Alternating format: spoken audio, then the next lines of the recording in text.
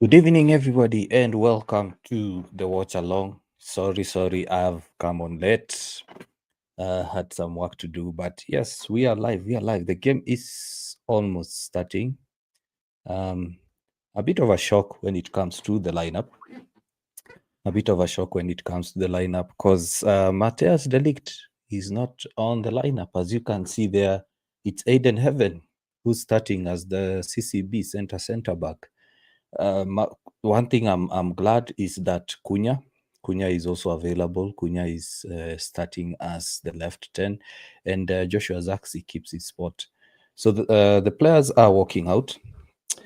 Yeah, so I'm glad to make it for the watch along. I wasn't sure I would make it for the watch along, but welcome. Get involved in the chats. Let me know what you think um, of the game. What's your prediction? Are you worried about Delict not being available today? Because Delict is a mountain. Delict is a huge guy when it comes to defense in terms of his influence. He's a huge influence in terms of how Manchester United play. So for me, I'd still go for Manchester United win, and United must win to take advantage of the other teams around them in the table and leapfrog them because United here could go to sixth position with a win.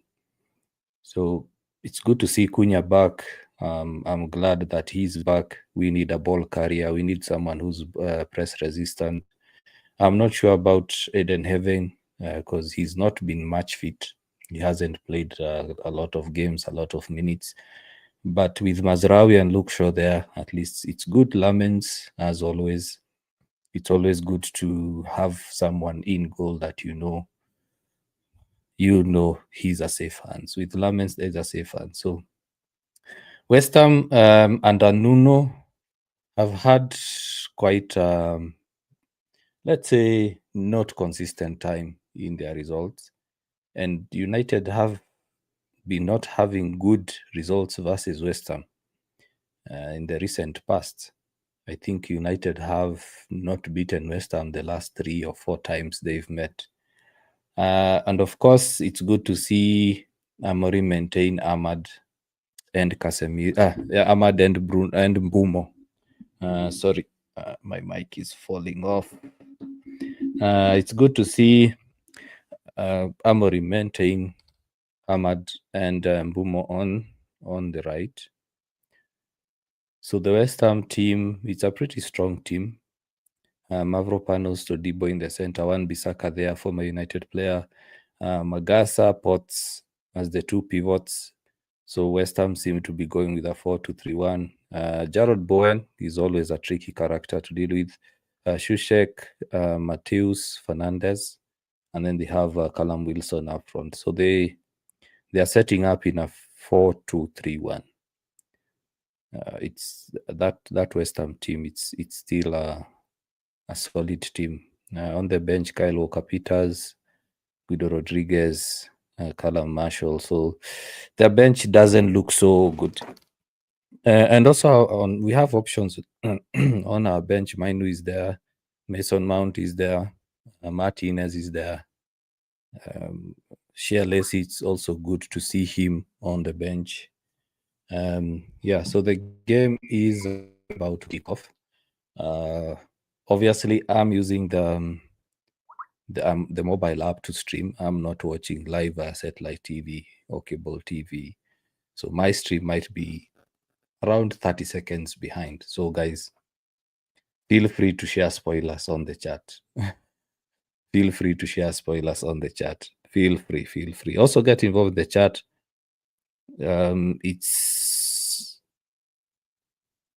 It's late Monday night, depending on where you are. In some places, it's late Thursday night, depending on where you are. It's early Friday morning. To some, it's early Thursday or midday Thursday. Yeah, and the game has kicked off. The game has kicked off. Let me start the match time there. So West Ham starting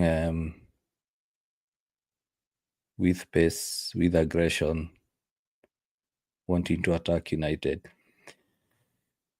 And when I was thinking about this game earlier today, I thought that I had this feeling that West Ham would score 2 goals in the first 20 minutes. I don't know why I got that wild thought from. I don't know where I got that wild thought from. I hope I'm wrong. I absolutely hope I'm wrong. So Mbumo to Ahmad, United on the attack. Let's see. Come on, Ahmad. Crosses. Ooh. Zaxi. Bad touch by Zaxi. Tries to recover it. It's out for a long throw. For a throw. Sorry.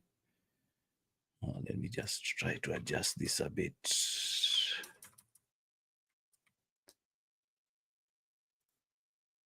Yeah, looks better. Yeah, so United still on the attack. West Ham are trying to press in numbers. Quite chaotic. Still the start of the game. It's a bit chaotic. I hope United score early, score the first goal and early. We need to dominate West Ham at Old Trafford.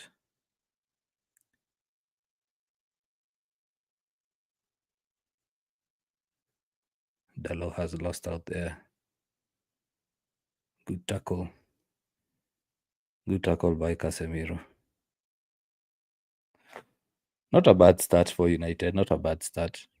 Honestly, not a bad start.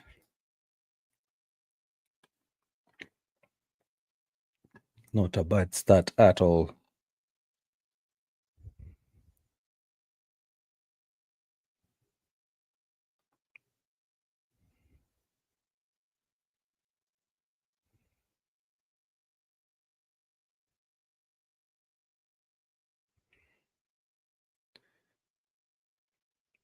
So thanks for everyone who's joining. Welcome to the watch along. Feel free to post a comment. In case you don't have another device to watch the game, feel free to watch the game with your device. Come on at halftime. We have a halftime review. United on the attack. Ooh.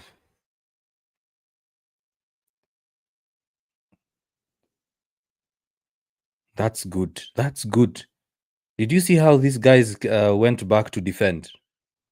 Ahmad in the box. Ooh, Ahmad is stripped. Ahmad is stripped.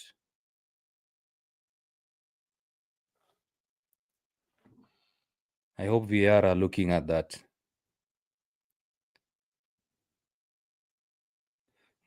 He went down too easily. Ahmad went down too easily. Should be stronger there, Ahmad. Should be stronger.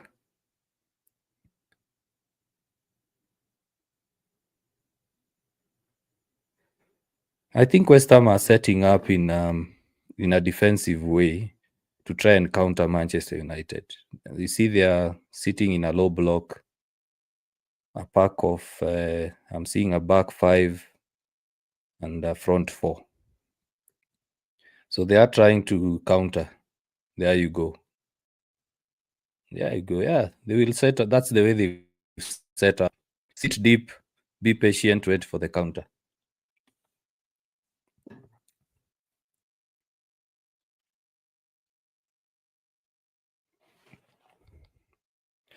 What United just need to do is to play that ball quicker.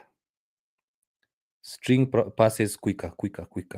Fast passes. It will break down this low block.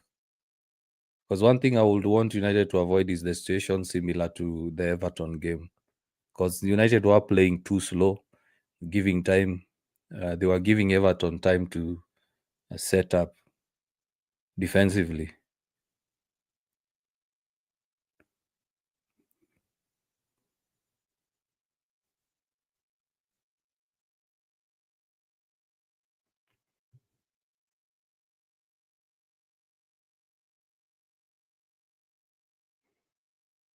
West Ham on the counter. Well defended. I like how this team nowadays is playing. As in, you see, everyone is back defending now. They lost the ball, everyone ran back to defend.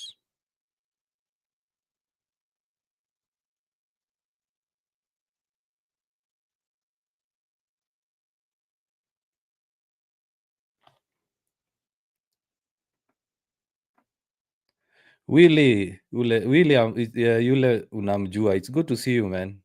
You never miss the watch alongs. It's good to see you. You're saying you're in the building. Welcome, welcome. West Ham will counter all day, all night. Ooh, ooh. Well defended.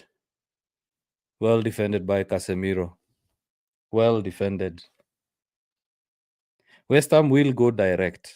That's what they are going to do. They will go direct. They will counter because they want to have space. They want to pull United in and then create spaces in behind. That was a dangerous West Ham attack, to be honest. Well played, Casemiro. Well played.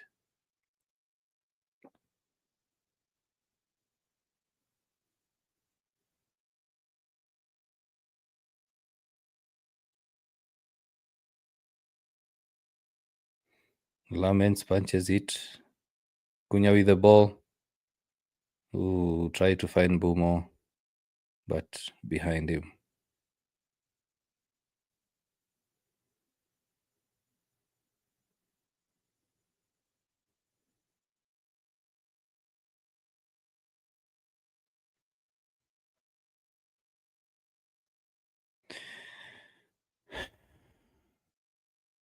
That should be offside.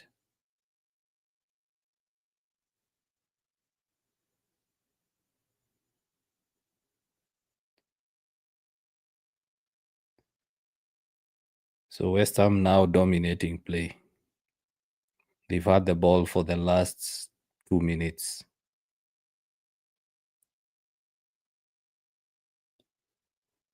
Oh, that's a bad tackle. That's a really poor tackle. Why are you getting a yellow that early?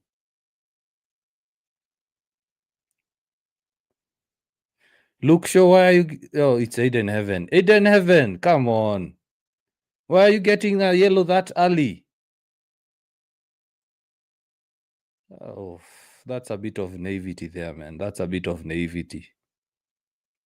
A bit of naivety from the young defender. That's where you give, and it's a very dangerous place to give away a foul. And West Ham have tall guys.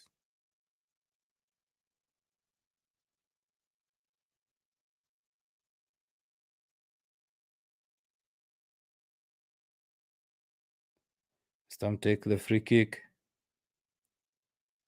Mavropanos go back in. Ooh, good try. Come on, guys. Let's get out. Let's get out.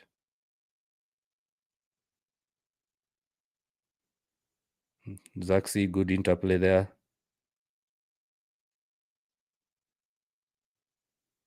See again, United slow on the attack. Always slow. These guys have already set up.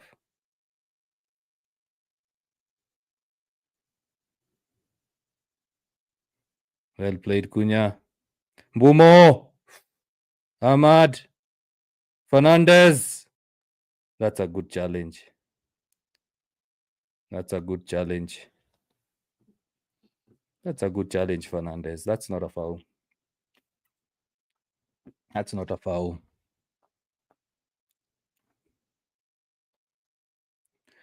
Heaven akona bahati hajapata red. Yeah, Eden Heaven should have gotten a red card. He's very lucky.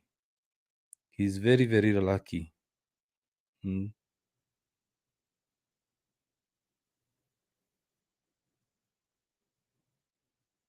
So VAR agree that it's not a penalty.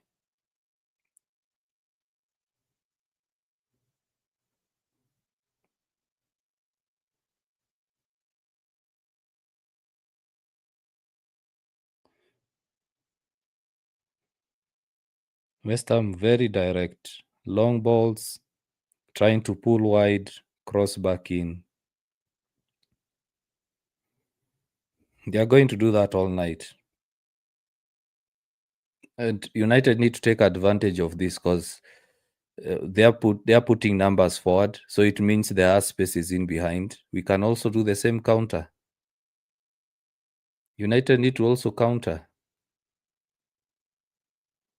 I said West Ham is easy at Old Trafford. Should be. Eddie, West Ham should be easy at Old Trafford.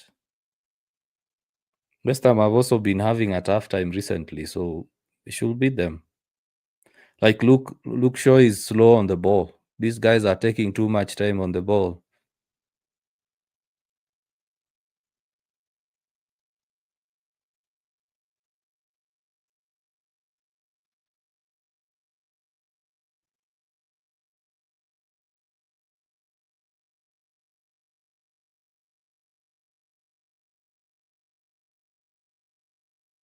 Oh, laments. Eden Heaven is not looking assured. Eden Heaven is not looking comfortable.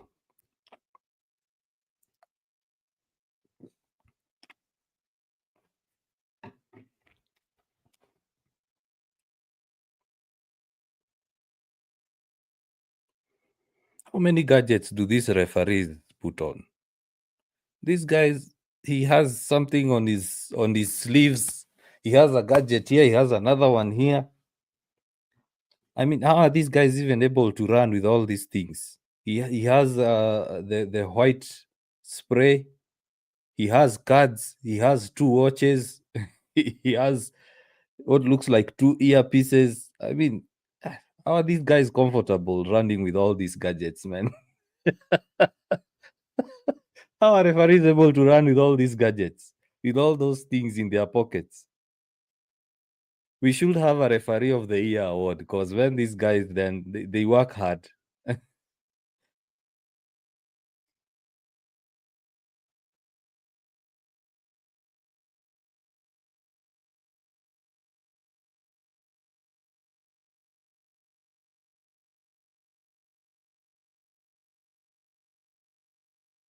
This West Ham are playing just chaotic football. These guys are just playing chaotic football. They want to stop United from uh, possessing the ball. Just kick it, head it, kick it, head it, creating chaos so that they bring up opportunities. So United just need to calm down. They just need to get the spaces, use the ball wisely. I see. Why are you rushing the pass?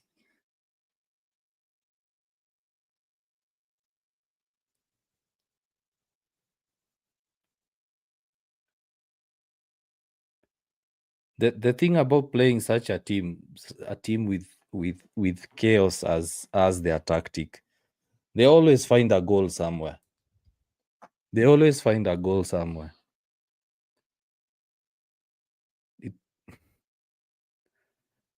Because you look at West Ham, they just want to run, kick the ball over the top. So like in the last 5 minutes, none of the teams has strung 5-6 passes. And United are now falling into that trap. United are playing similar to West Ham. Eddie, what happened to us playing second balls? Well, teams have now realized that's what United are doing, and they're making sure United don't get second balls. So they are making sure they win the first ball.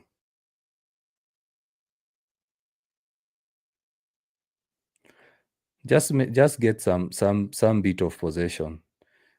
Mazraoui Tumbumo, come on, let's do something here.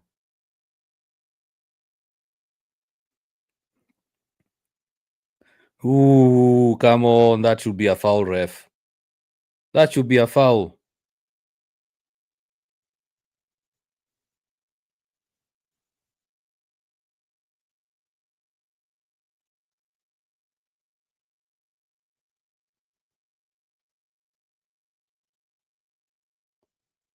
Good defending. Yeah, I like the fact that these guys, the United team, when they lose the ball, all of them are going back to defend.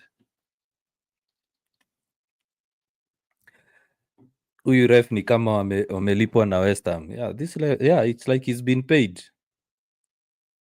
It's like he's been paid. That's a foul. And then you'll find United make a similar foul, get a yellow. So Bruno is telling him that's twice now. That has happened twice. That's a yellow card offense. That's a yellow card offense. Concentrate, Bruno. Come on, concentrate. You have to defend this corner.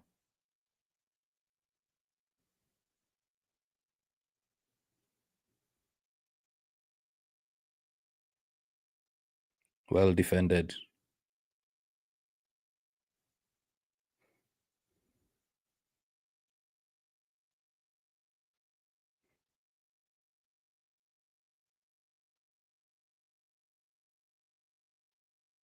Ooh, don't foul him.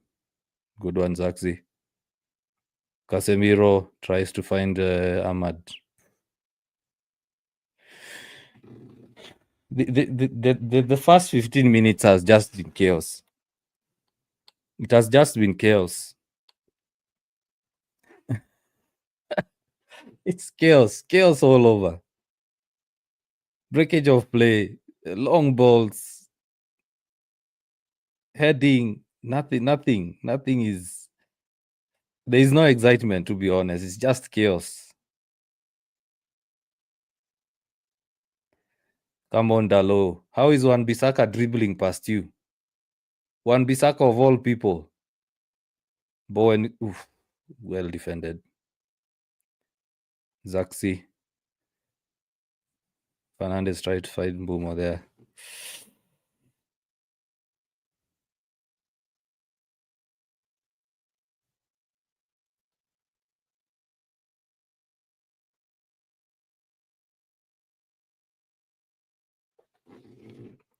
Amorim needs to change something in this midfield because West Ham are outplaying United. Because when I look at it, West Ham have like 3-4 players in the center, and Casemiro is doing most of the cleanup.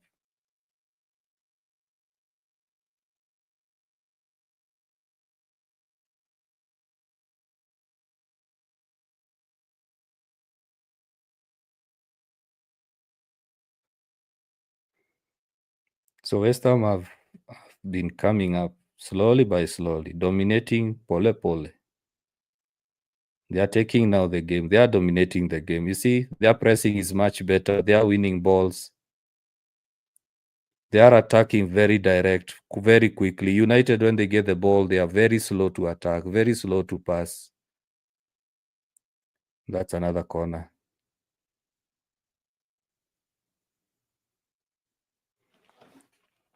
So West Ham have, yeah, I agree with the commentator, brighter start than United. I think Manchester United are waiting to concede a goal.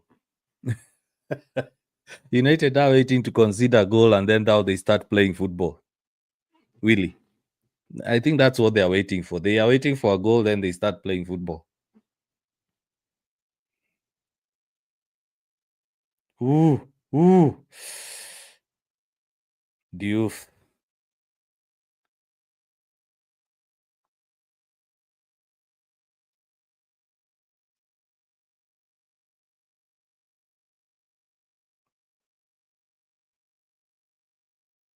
So United are building from the back. And you see what I'm saying? Shaw is slow. No movement. Again, similar issues to the Crystal Palace game at first half. A player has the ball, no movement. Bruno. Offside. No movement. The guys are just looking at the player with the ball. There is no movement. Similar thing happened at Crystal Palace in the first half. They are doing well defensively in terms of getting back and defending, but in terms of attack, no. Nah.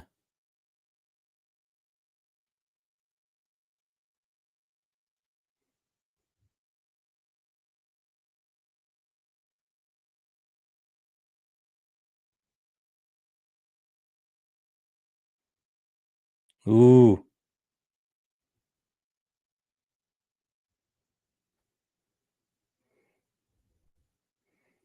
You see, one thing West Ham are doing well is playing well under chaos. These guys just create chaos, and now they are dominating.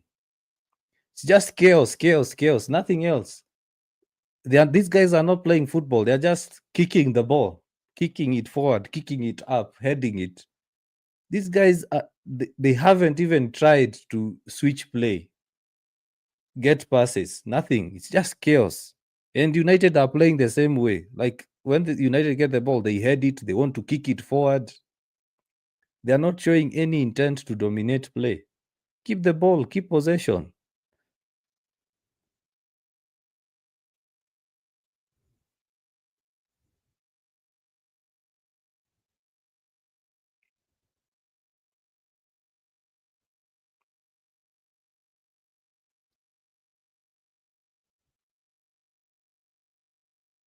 Oh, Ahmad, what are you doing?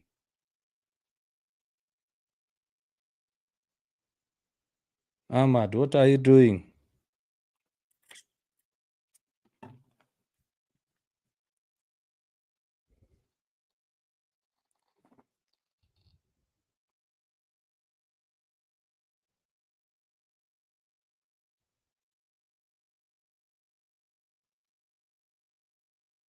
You see, chaos, chaos. West Ham are not playing any football. And it's working perfectly for them. It's working because they've had most of the possession now in the last 20 minutes.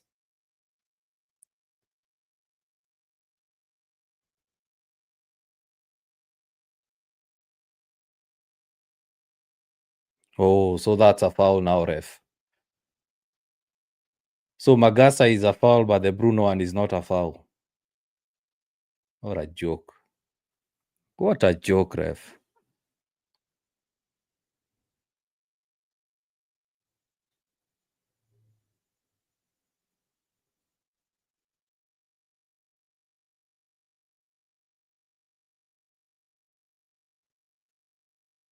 You see, again, chaos.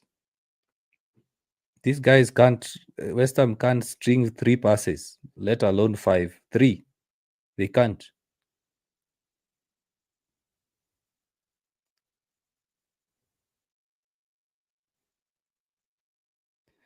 Ahmad out to Bruno.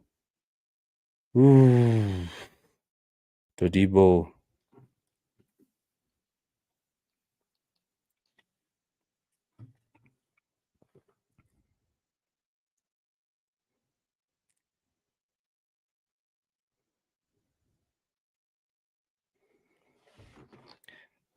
So United with a corner here.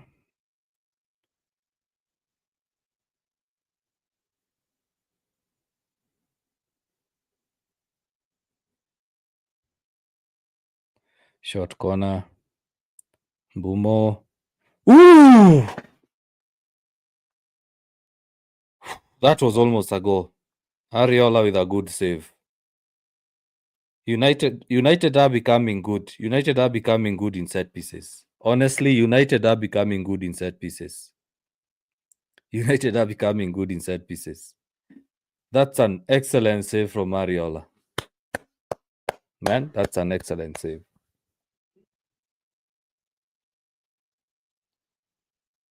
Another corner. Punched out. Oh, come on.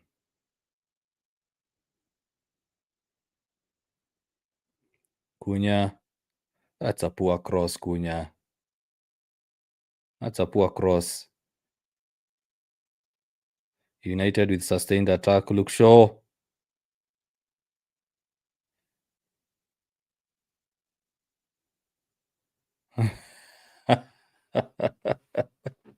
Wasting chances. I'm telling you guys, United are waiting to concede. Once United concede, they'll start playing ball. That's what United are waiting for.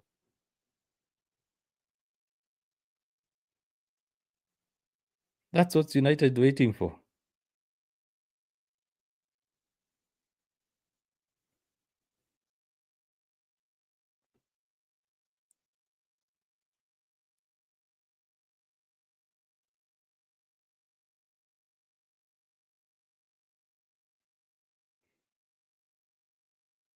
See, chaos. Chaos. Can't pass. They'd rather take the throw in. They would rather take the throw in than pass.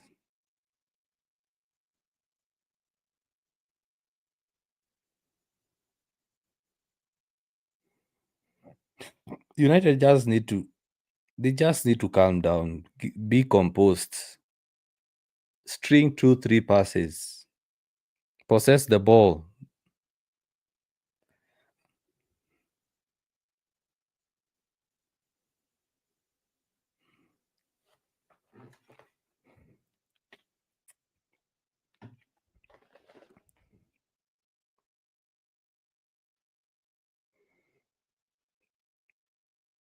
How is Callum Wilson not getting a yellow for that?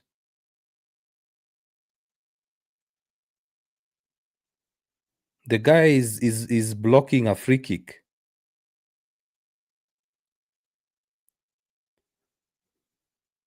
Good movement by Ahmad and Bruno there. Nice interchange of positions.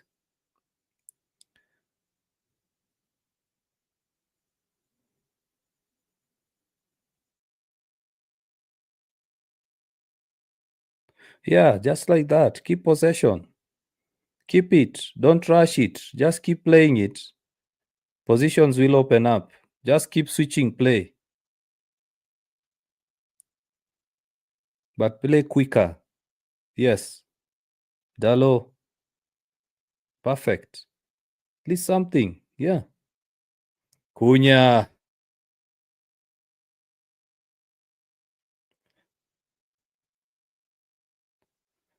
Aiden Heaven needs to be careful.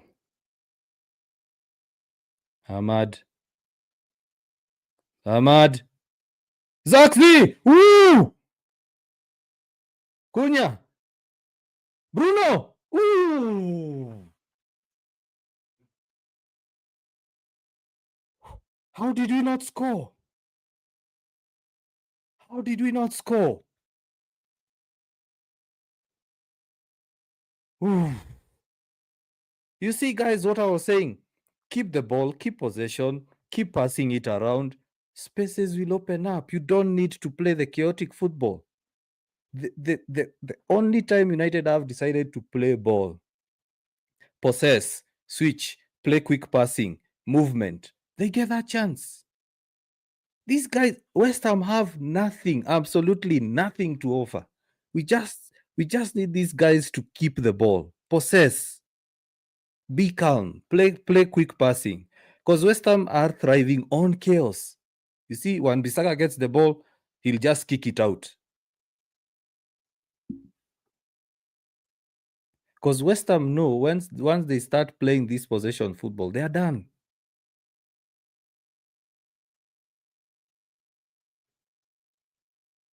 Just keep the ball, Ahmad. Just keep the ball. Yeah.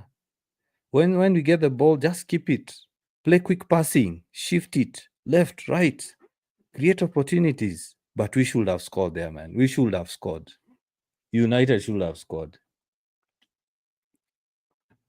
United should have scored. Come on, Casemiro.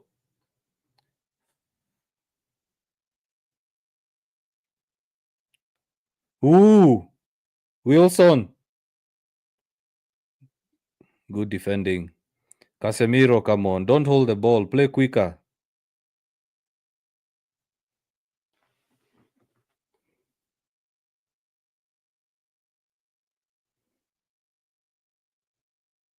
That's not a handball.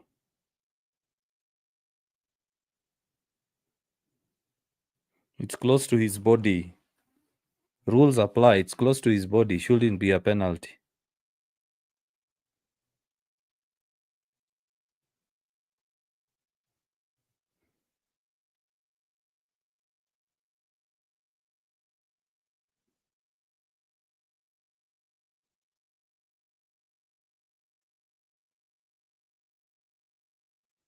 Yeah, just like that. Keep the ball. Keep possessing. Keep possessing. Let them settle down. Switch play. Keep possessing. Switch play. Keep switching numbers. Keep switching numbers. Just play the pass a bit quicker. Keep it on the ground. Let them to get tired, because the players without the ball will always get tired because they are chasing the ball. Mbumo, Cunha shoots. Ahmad. Ooh, no one is there. No one's there. Yeah, you see, again, keep possession, quick passing, shift numbers. Opportunities open up. Calm, collected football. Keep switching, quick passing, play on the left, switch to the right, switch to the left. Opportunities are opening up because the players are running to switch positions to defend. The Western players are switching positions to defend. They'll eventually lose concentration, lose timing. That should be an offside, man. Yeah.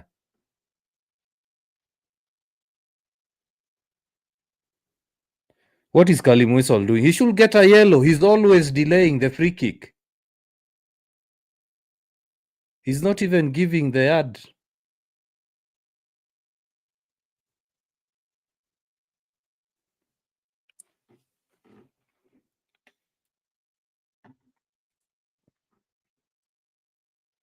He's always close. He should be giving some distance to the free kick. He's always delaying free kicks. The referee is not even giving him a warning.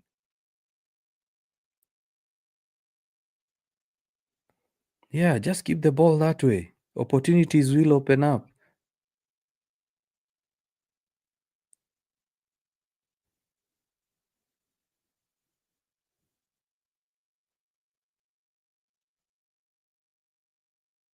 Good play. Luke Shaw. Magasa, good tackle. Magasa with a good tackle there.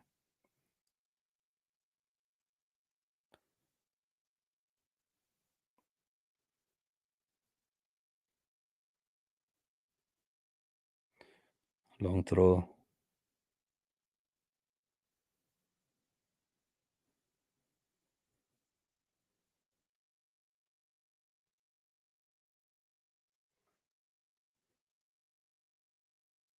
Well defended.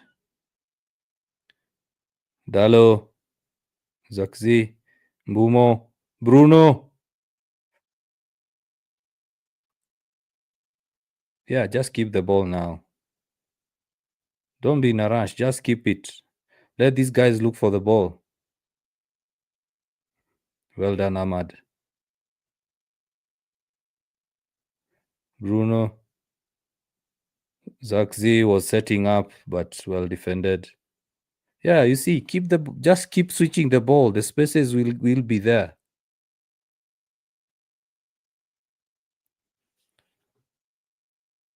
Yeah, United now enjoying the game. Now they are dominating the play. This is how we should be playing at Old Trafford. But I feel this game needs a Mason Mount. This game needs a Mason Mount. It's his kind of game. Cunha. Ooh, that's a good tackle. Cunha, you should have been faster there, but it's a good tackle. That's a really good tackle.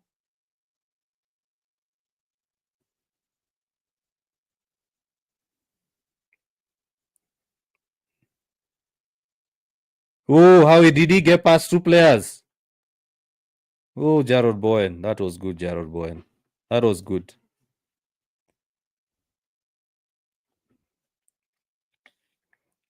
Eddie, you are saying 80% possession last 5 minutes. Yeah, that's good. This is how United should play at Old Trafford. Dominate. Come on, Dalo. Run with it. There's space. Come on, referee. This guy must have been paid by West Ham. Honestly, this guy must have been paid by West Ham. He didn't even bother jumping. So now every West Ham defender is back defending.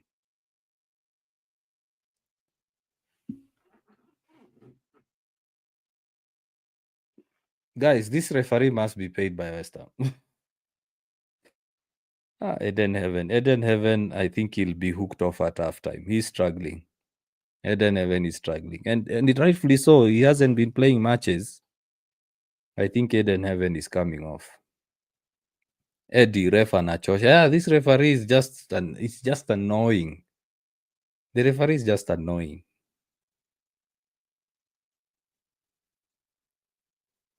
You see West Ham again, chaos. Chaos.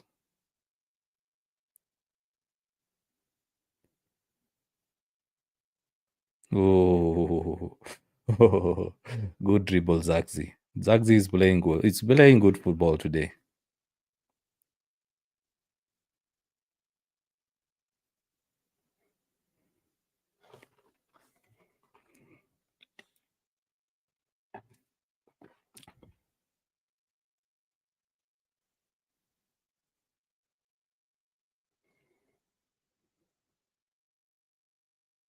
Bumo. See, chaos. Nothing. West Ham have nothing to offer. A push from the back. Referee still quiet. Come on, let's go, Ahmad. That's a shot pull. That should be a yellow, ref. That should be a yellow. Yes. Thank you for that. That should be a yellow. That should be a yellow.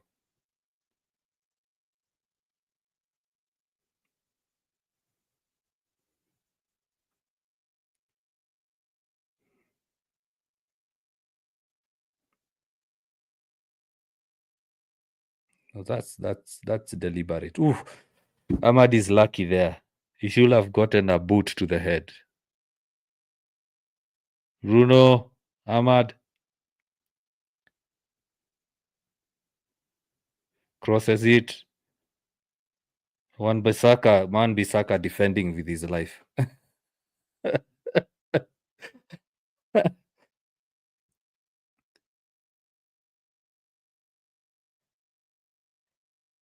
This game, I wish Sheshko was in this game. Oh, Zax with a nice touch.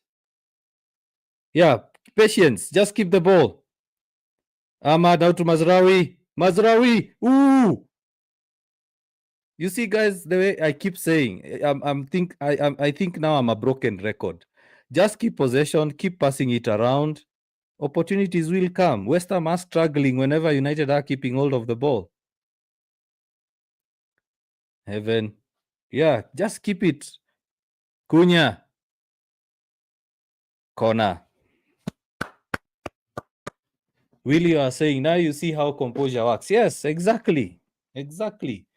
You look, the numbers will keep shifting. Numbers will keep shifting. If the ball goes to the left, numbers will shift to the left. It means there are spaces on the right, and vice versa. They don't need to play this chaotic football West Ham are playing. They just need to keep the ball. And I wish Sheshko was in this game because all those crosses should have been at least 2 goals.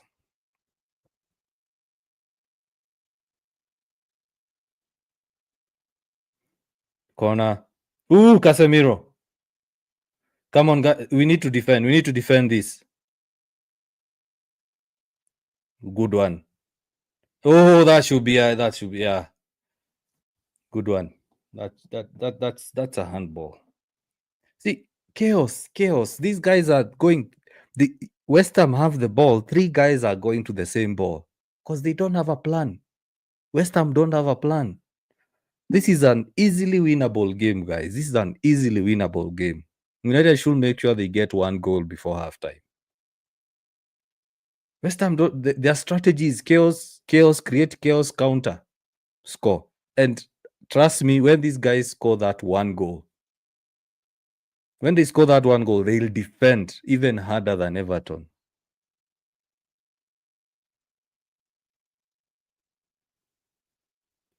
Bruno, Cunha. Ooh. Ahmad with the acrobatic. Yeah, Will, you are saying true. Yeah, West Ham have nothing. They have nothing to offer. They don't. Their only game plan is chaos, score a goal, then defend. United just need to be calm, composed. That's why I'm saying we need a Mason Mount in this game, in this team, because Mason Mount will be able to break down these low blocks. He's good. He's that good. He's also good in pressing. And how I wish Sheshko was in this game. How I wish Sheshko. I'm not saying Zaxi is bad. No, I'm just saying those opportunities coming to the box. Sheshko would have fought for all of them. You see? Again, chaos. Just kicking the ball, heading it. They get it again, kick it. They are not even trying to possess. Zakzi, get to it. Todibo, good defending.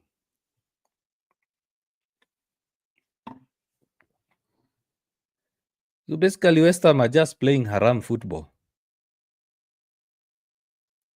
West Ham are just playing haram football.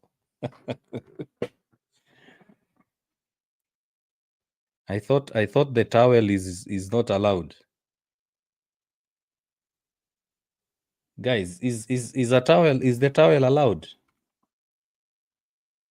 Let me know in the comments. Corner. I thought I remember watching one. Was it the Arsenal game? They were told they couldn't use the towel.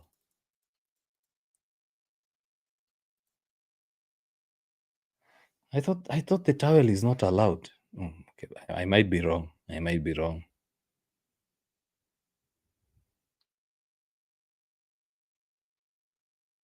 Corner United. Ooh. Come on, Bruno. Make it count.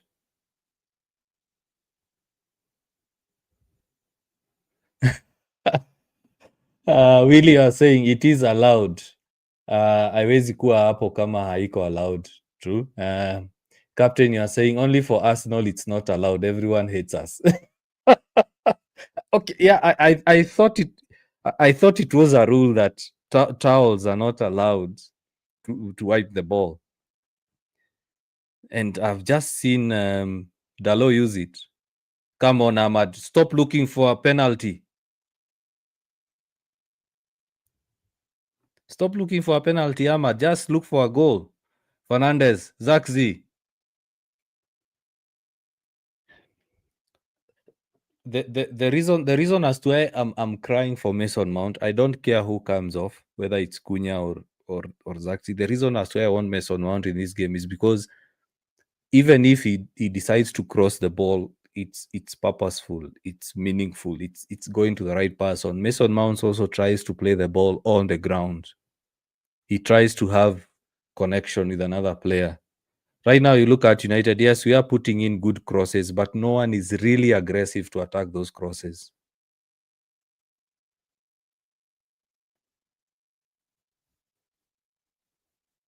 Mazraoui, play it quicker, Mazraoui. You're holding on to the ball. Ooh, United have had 65% possession. Zakzi. Oh, nice play, Zakzi. Mbumo with a short pass. Ahmad, Cunha.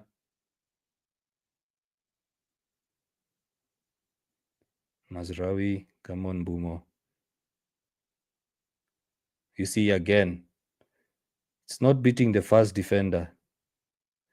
Come on. Eden I'm not impressed with Eden Heaven so far. I'm not impressed with Eden Heaven so far. He's going to cost us. He's going to cost us. Yes, he's doing well to make sure Callum Wilson doesn't get the ball, but he's causing too many fouls. Too many fouls. I think playing him in the center it's too much pressure for him.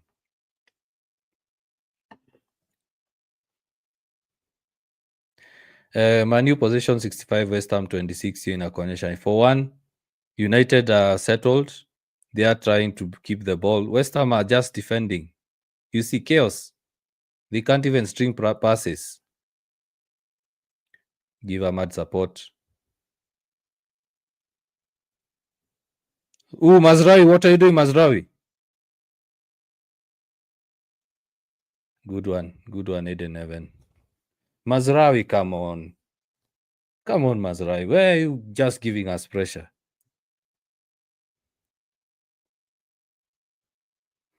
Captain, you're saying with only 2 shots on target. Yeah, because West Ham are defending deep. West Ham are sitting deep. They are parking the bus. You can't get shots on target with a team that's parking the bus.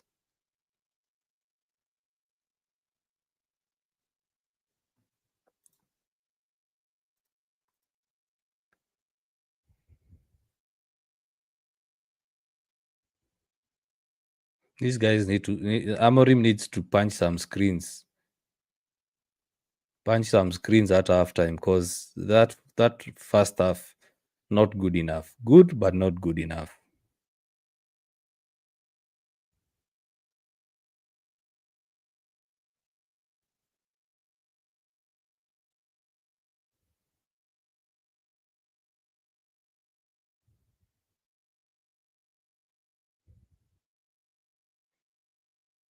Halftime.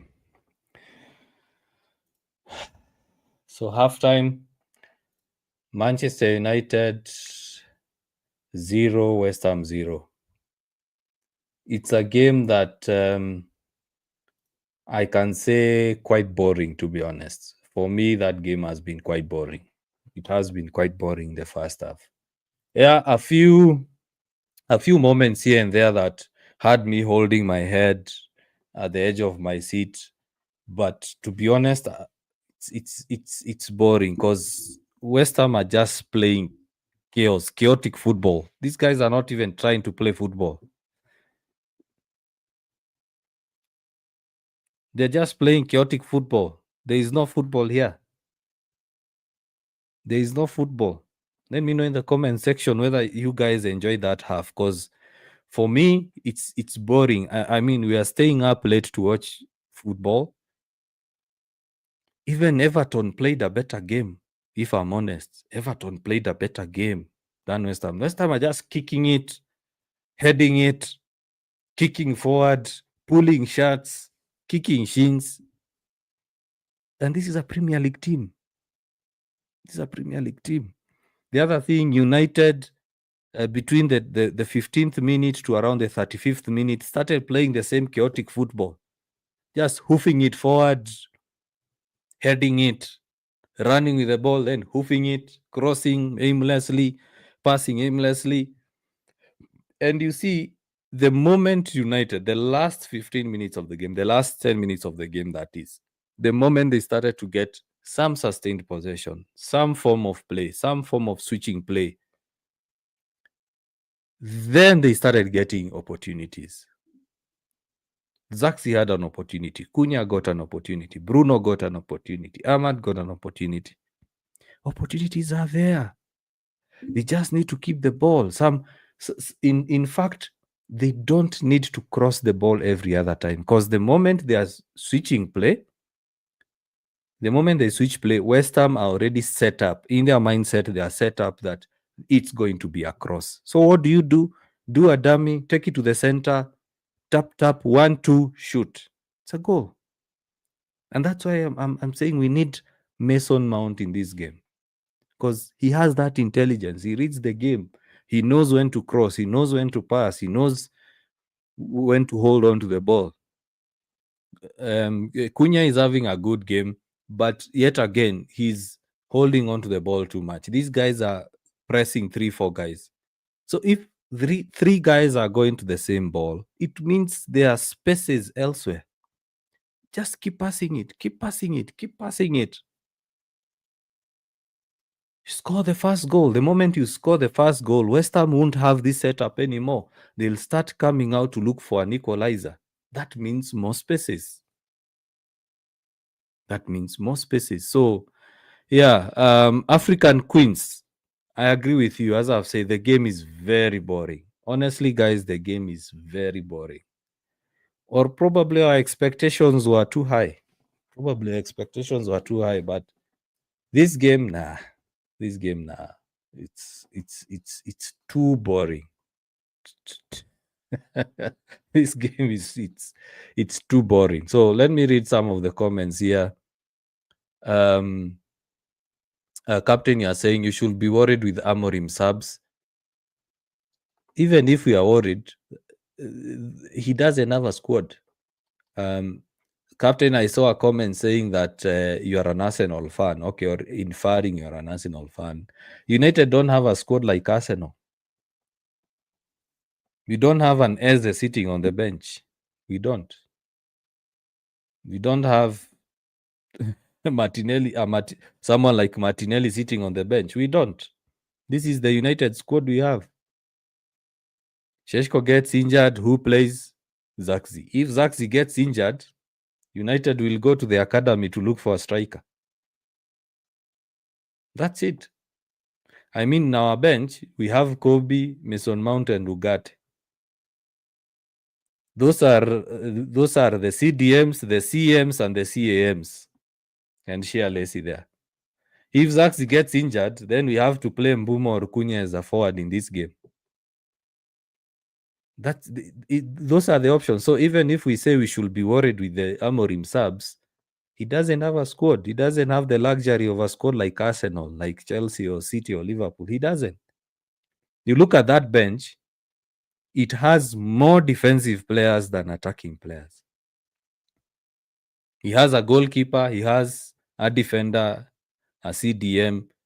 In fact, let me just open that lineup just to read who's on the bench. United don't have options. They don't. In fact, when Amorim say 2 players are unavailable, I was really stressed that it could be Bruno. So you look at the bench. We have a goalkeeper, defender. So that's 1, 2, 3, 4. 4 players in that actually 5, because Ugarte is a CDM. And also Dogu is a defender. So out of 1, 2, 3, 4, 5, 6, 7, 8, 9, out of 9 subs, United have 1, 2, 3, 4, 5, 6 players who are defensive. Well, it's a goalkeeper, defenders, wing back, and a CDM. The only attacking options that Manchester United have is Kobe Mainu, Mason Mount, Shea Lacy. So even if you say we get worried, it is those are the only options we have. Those are the only options we have. Yeah. Let's see. Who else is saying? Mr. X, you're saying not boring, just luck and outcome for me. Man, Mr. X, if you're enjoying that game, you're a very, very lucky person. You're a very, very lucky person. It seems it doesn't take a lot to impress you. It doesn't take a lot to impress you. Personally, I'm really bored with this game because it's chaos. These guys are just hoofing the ball. They're just doing F all. Kicking it, hoofing it, pulling shots. These guys are not even looking at possessing the ball. I'm not asking them to do so. No. All I'm just saying is it took our players 35 minutes to realize that that's their game plan. So for me, that first half, I didn't enjoy it.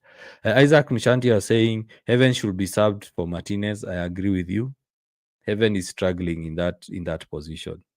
But Martinez, is he fit enough to play the full 45? Will he be able to deal with Callum Wilson? Will he be able to deal with Souček when it comes to the height? Those are now the questions you should be asking ourselves. I enjoyed it. We are definitely scoring 2 or 3 in the second half, Mr. X. I hope so. Let's see. Eddie, you are saying, as I said, we shall win this in the second half. I hope so too, because I'm telling you guys, if West Ham score the first goal, don't even call it a bus. They will park buses. They will even bring an elephant to sit in front of goal. That's what West Ham is going to do. Mr. X, you're replying to Eddie, you're saying, I feel the same. We are strong. We just lack more shots on target. Yeah, because these guys are trying to play haram football like West Ham. Just keep passing the ball, keep switching. Movement, quick passing, 1-2 touches, tiki-taka sort of play so that you unlock that low block. Because teams have realized United are unable to unlock a low block. You see what happened versus Crystal Palace? United just kept moving the ball. They just looked for those small spaces, used them, got free kicks, set pieces, scored 2 goals. When they keep moving the ball, opportunities will open up even for set pieces. They will open up even for set pieces. Adi, you are saying Zaxi bado striking na feel hajaipiga fiti. Of course, Zaxi is just getting back to match fitness. Remember, he's not been playing a lot of minutes. So for me, I would say he's done well so far. But now when it comes to crosses coming into the box, he's not as aggressive as Sheshko. If Sheshko was playing that game and those crosses were coming to goal, I believe Sheshko would have gotten at least a few shots on target or headed shots on target. Kevin, you're saying West Ham have switched the way to the way Everton did. Yeah, because they realize you can't beat United when it comes to playing good football. They just play chaotic football. Eddie, you're saying Zaxi might actually give Sheshko a run for his money if he gets more game time. True, I agree with you. Sheshko is good. But Zaxi is trying to show that, hey, I'm here. I need to be playing. Because Zaxi is having good interchange. The only thing that Zaxi needs to add to his game is aggression. If Zaxi can add aggression to his game, like fighting for aerial duels, tackling, if he adds that little bit of aggression, and he has the body for it. He's a tall guy. He's 6 foot something. He's over 6 feet tall. He just needs to add that aggression and he'll become as good as Zaxi or even better. As good as Sheshko or even better. Let me see some other comments. Comments are really flying in. Let's see. Mount for Cunha, Abdin Nasir. As sad as I would like to say it, I agree with you. Abdin Nasir, I agree with you. Bring on Mount for Cunha in the second half. One Bisaka goal line save, Ayatollah. Yeah. I was holding my head like, how did we not score that? And you see that moment of play came from United just passing the ball around, keeping possession. Zaxi, Papa, you're saying Zaxi isn't utilizing the crosses. He isn't pressing those defenders to win the headers. True. He's very, very weak when it comes to the defending. Sorry, guys. TikTok are asking me whether I still want to be live or not.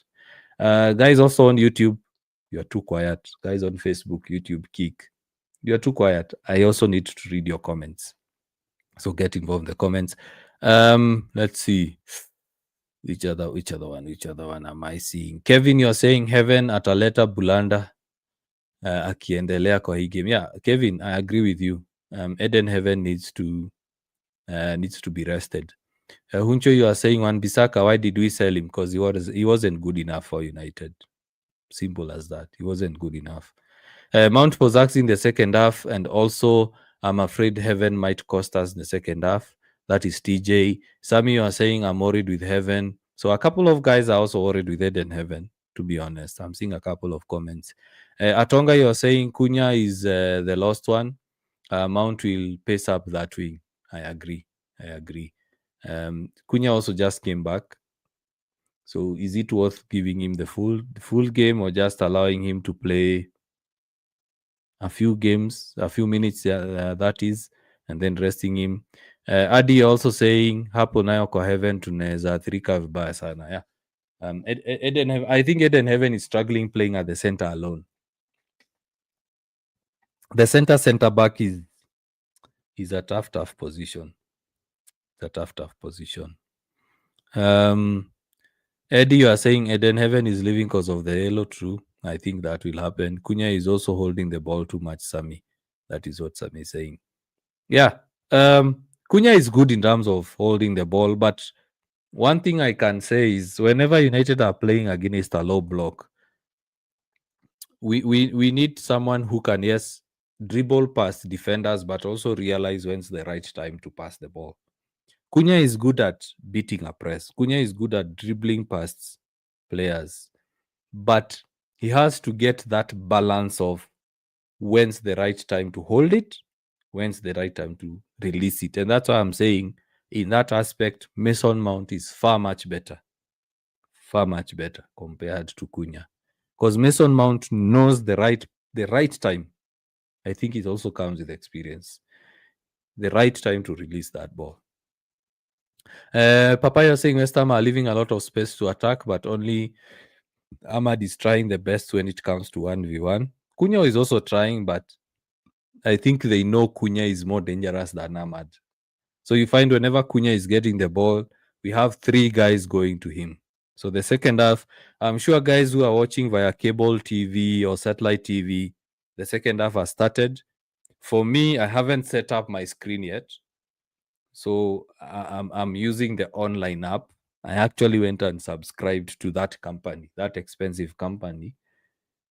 So the app is slower by around 45 minutes or 30 minutes. So I want to get another screen and put the satellite TV on it so that I watch the game live. So for those guys like Willie who keep asking me or keep telling me I'm behind, I know I'm behind, because whenever you're streaming the game on that company's app, I won't give them a mention because they won't pay me. The stream is 30 seconds to 1 minute slower. So yeah, second half has started. Keep the comments flowing. I'll also try to read the comments. And again, guys, in case you can't be able to be with us on the watch along and watch the game at the same time, no worries. Watch the game, come back at full time. We will do a review at full time. Yeah, let's enjoy the second half. Let's see whether United actually win in the second half. Let's see.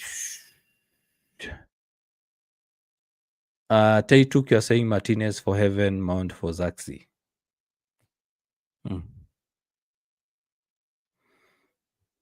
Yeah, probably. But I'm still worried with Martinez. I wouldn't want to rush him back, because the way West Ham are playing, they are playing very, very physical, and we know Martinez can't hold back. 35 minutes, kwani uko nyuma na half. Did I say 35 minutes, Eddie? Sorry. If I mention 35 minutes somewhere, I'm trying to concentrate on a lot of things at the same time. So I didn't mean 35 minutes. If I said it, I don't even remember mentioning it. Yeah. So let's watch the 45 minutes. If I say 35 minutes, I'm sorry about that. Yeah, at least we are playing much faster now.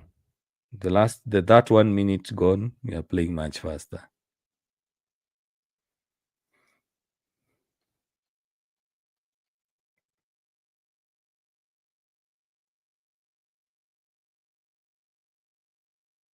Come on, movement, guys, movement. Keep moving. Oh, Ahmad and Mbumo didn't quite coordinate well, but that was a good pass.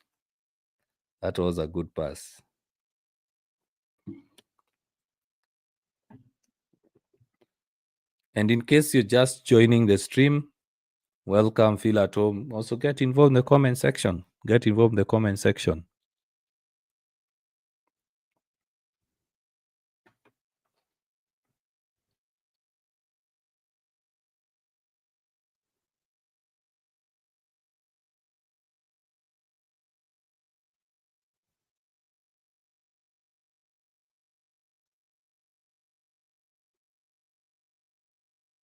You see? Chaos, nothing. Just running with the ball, kick it forward. Nothing. These guys have absolutely nothing to offer. Even Crystal Palace, even if they were tired, they actually gave United stress.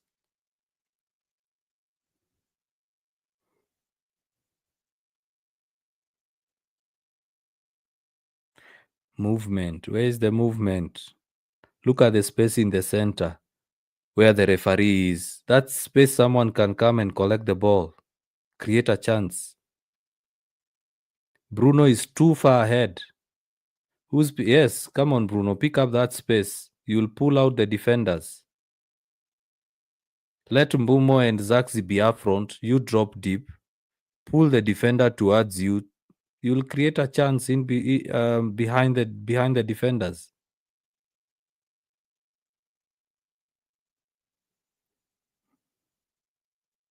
Oh, that's a good touch. That's a good touch by Zaxi. That's a good touch by Zaxi.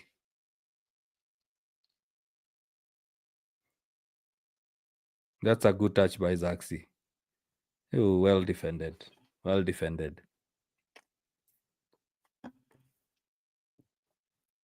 Because if if Mbumo got that, that would have been a goal.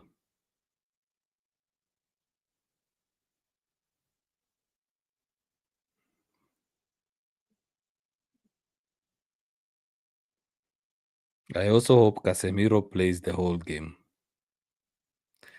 Prophet Wisdom, you're saying my full-time prediction, correct score, Manchester United to win 1-0 or 2-1. I predicted 2-1 yesterday. I predicted 2-1. But based on your prediction, is United will win. Let's see. You see? Just kick it forward. We'll deal with it later.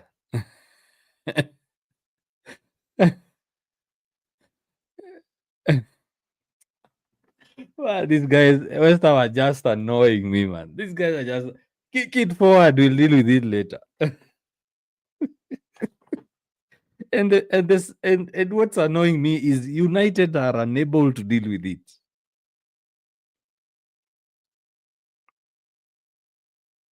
United are unable to deal with it because if United get the ball, they are slow to it. Look at that. Just a few seconds ago, Mbumo lost it. Because these guys are just running. They just want to make sure United don't play football. And I'm telling you, when West Ham score, these guys will even they'll bring an elephant, they'll bring an Apache helicopter, they'll bring the bus, they'll bring a tank, they'll pack the bus. That's what they want. West Ham just want to score the first goal.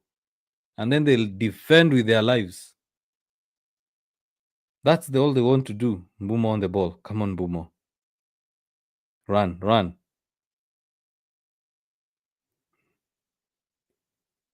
Cunha.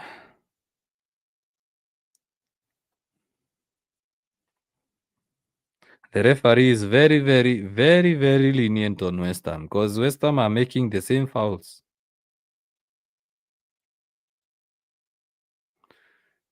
Oh, his name is Andrew Kitchen. He should just stay in the kitchen.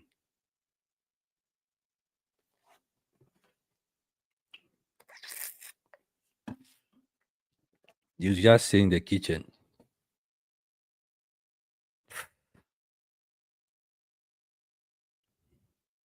How have United not scored versus this pathetic team?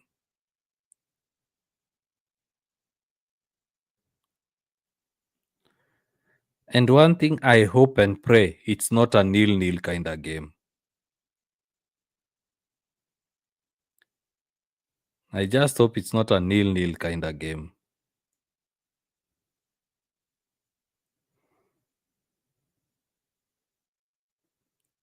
Ooh, Bowen.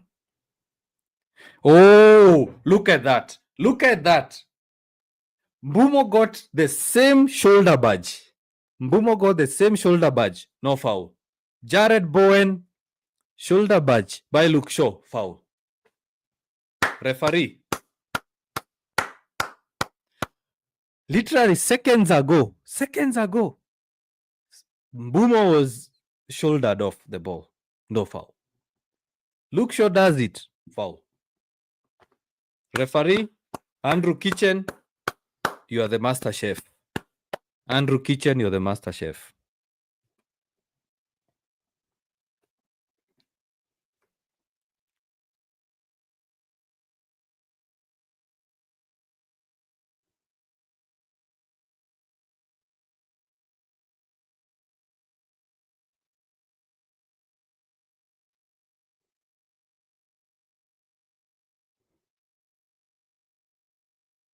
So what United should do right now is make sure they use that counter.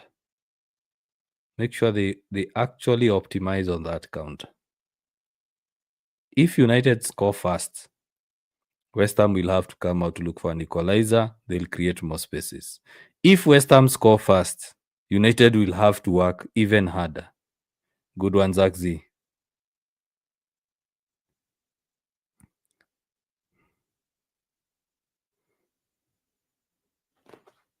That should be a yellow.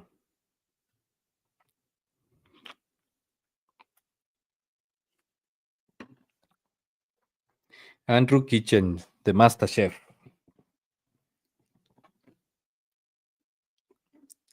Sorry, guys, but there are some names I can't call my kids. There are some names I can't call my kids. How do you call your child Kitchen? Or because he was born in the kitchen? Probably. And I apologize to everyone and anyone who's called Kitchen, but I wouldn't name someone Kitchen.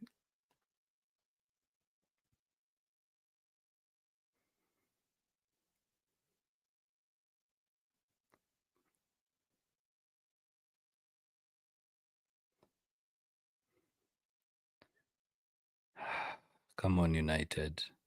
Corner. We you remember what I said about switching play to the wings, shifting numbers, playing the low cross to the center or playing the long cross to the far post. That's what United now need to do. Ahmad. Bumo! Ooh! Ooh! Luke Shaw.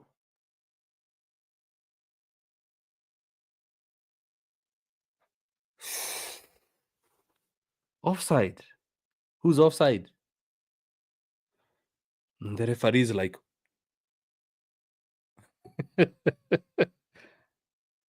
who's offside? Who's offside?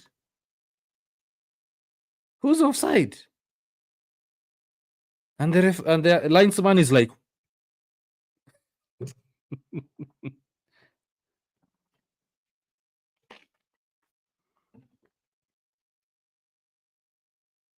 come on, Zach Z. Good one. You see, again, the West Ham player pushes Mbumo down, no foul. No foul. When a United player pushes down a West Ham player, foul.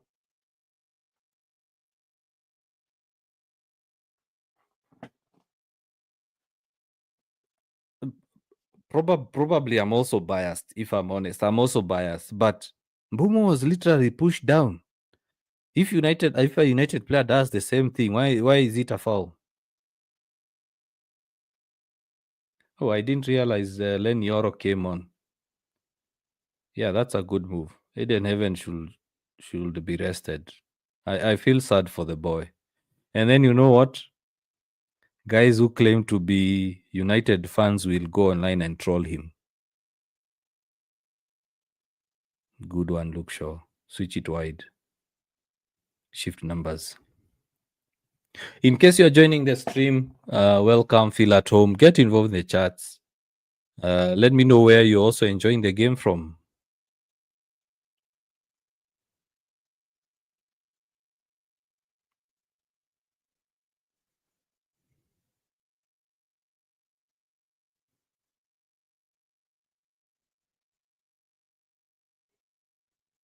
Yeah, keep shifting numbers. Ahmad, Kase, shoots. Dalo. Yes! Yes! Get in! Get in! Yes! Come on! Yes! Yes! Get in! Get in! Come on, United! Yes! Yes! Dalo! Come on, get in! As I was saying, guys, I tell you, I might be the dumbest podcaster online, but I keep telling you, I see these things. kept telling you, keep shifting numbers, keep shifting numbers. You just need one good cross in that area, and it's a goal. Look at that. Ball came from the left, went to the right, came back to the center. It's a goal. It's a goal. I don't even have a football coaching certificate or badge, but did I not tell you these things, guys? Did I not tell you these things? Keep shifting numbers. Keep shifting numbers. You don't even need to do a huge cross. You just need a low cross to the center, and it's a goal. Get in, United.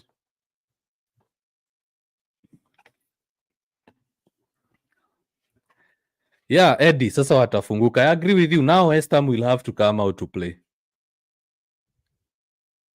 The old United, this game will have been even worse.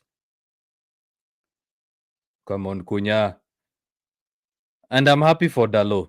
Honestly, I'm happy for Dalot scoring. We've been giving him a lot of stick, but it's a good goal for him. Good goal.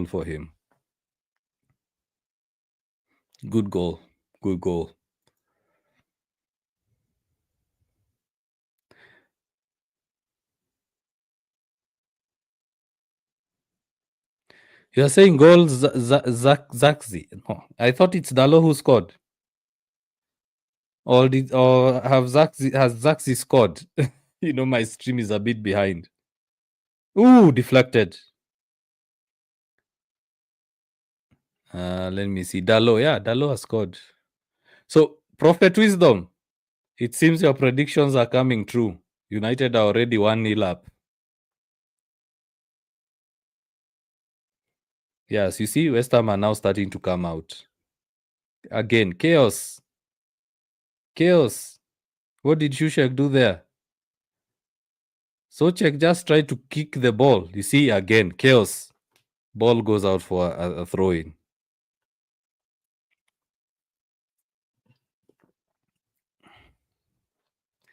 Sir Maestro Clark, you're saying Wan-Bissaka is punishing us today. Of course, he has to prove a point. He's an ex-United player. He has to prove a point that you made a mistake selling me. Just keep the ball. Mbumo, get to it. I don't know how United missed out on Todibo. United should have signed Todibo. I think United went in for Todibo, but he refused. He didn't want to come to United. But Todibo, I've always rated Todibo. He's a good defender. And look at his height. And he's fast. He's athletic.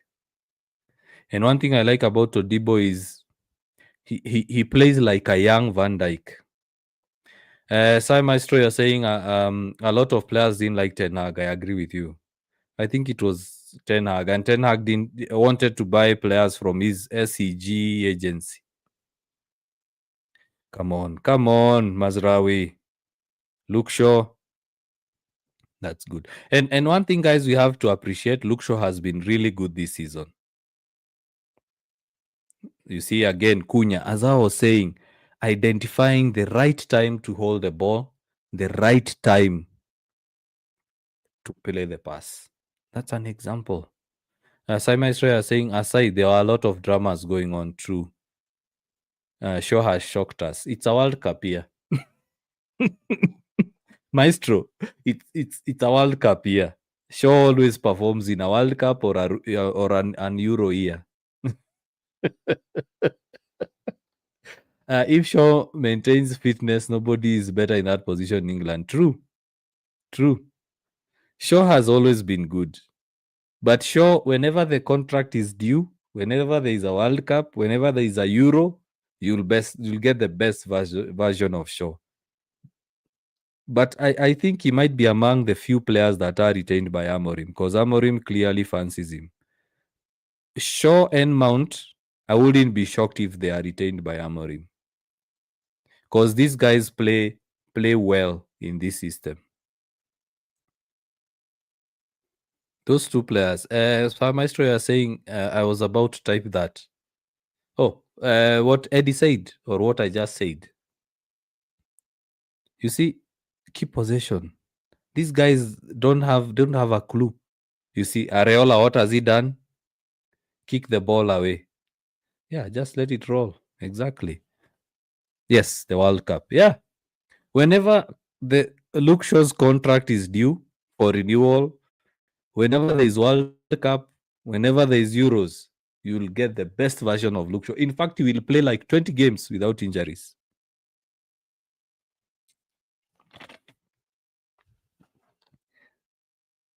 And then, guys, you see what West Ham are trying to do? West Ham are trying to bring back the chaotic football. You remember Nuno Espirito Santo at Nottingham? Same, playing chaotic football. At West Ham, same. At Tottenham, same, playing chaotic football. Nuno is not a coach to dominate play. Even when he was at Wolves, it was just chaotic football. Give Cunha the ball, kick it, hoof it forward, let Cunha take it, dribble it, score. And you find some United fans saying, oh, Nuno is better than Amorim. How?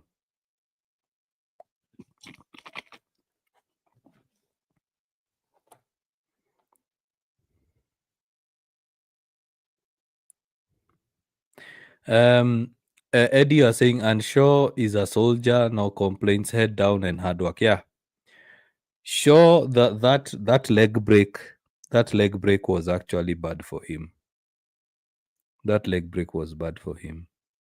Shaw was destined to become one of the best left backs in the world. Cunha, Bruno, Bumo. Come on, Bumo. Bruno again. Someone said that I don't know ball because I said Bruno is one of the problems you have at United. Look at that. And we had options.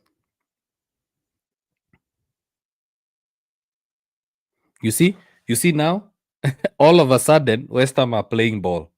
Look, all of a sudden, they can be able to pass the ball around. Look at that. Look, all of a sudden, West Ham are now passing the ball.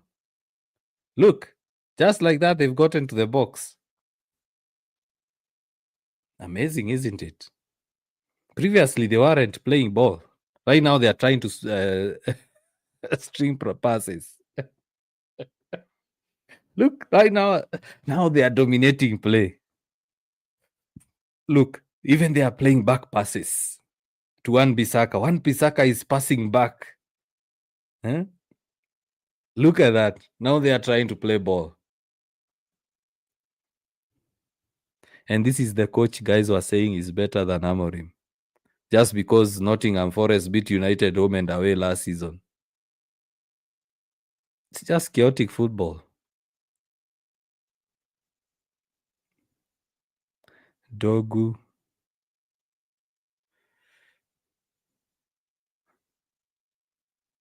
Dalo. Yeah. It's a good move. We need him for Monday. Also, Dogu needs time. Dogu needs game time. So, Maestro, you're asking what is Manchester United doing? I think you're referring to that sub. Optimus, 3 left foots again. Amorim should be serious. Which option does he have? Optimus, look at the bench.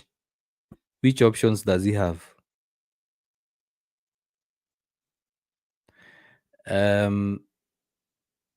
Eddie, you are saying, and that's how we are gonna score another. Let them try and play. Yeah, let them try and play this football. As long as United stay concentrated, United will score another one. Maestro are saying Dogu coming in. We have to rest Dalo. We have a game on Monday. And also Dogu needs to get some game time, because what happens in the event that Dalo, let's say, gets injured, or not even in the event that Dalo gets injured, Mazraoui and Ahmad are going to AFCON. The only options we have at wing back is Dalo and Dogu. Those two. Dalo will play on the right, Dogu will play on the left. So just give him some game time to get the match fitness. Because Mazraoui is going, Ahmad is going. On. Look, Honor. Just look at that. Oh, now West Ham can create chances. and, and the likes of Mr. X were saying the game wasn't boring. Right now, the game is interesting because West Ham are trying to play ball. Oh, my drink is done.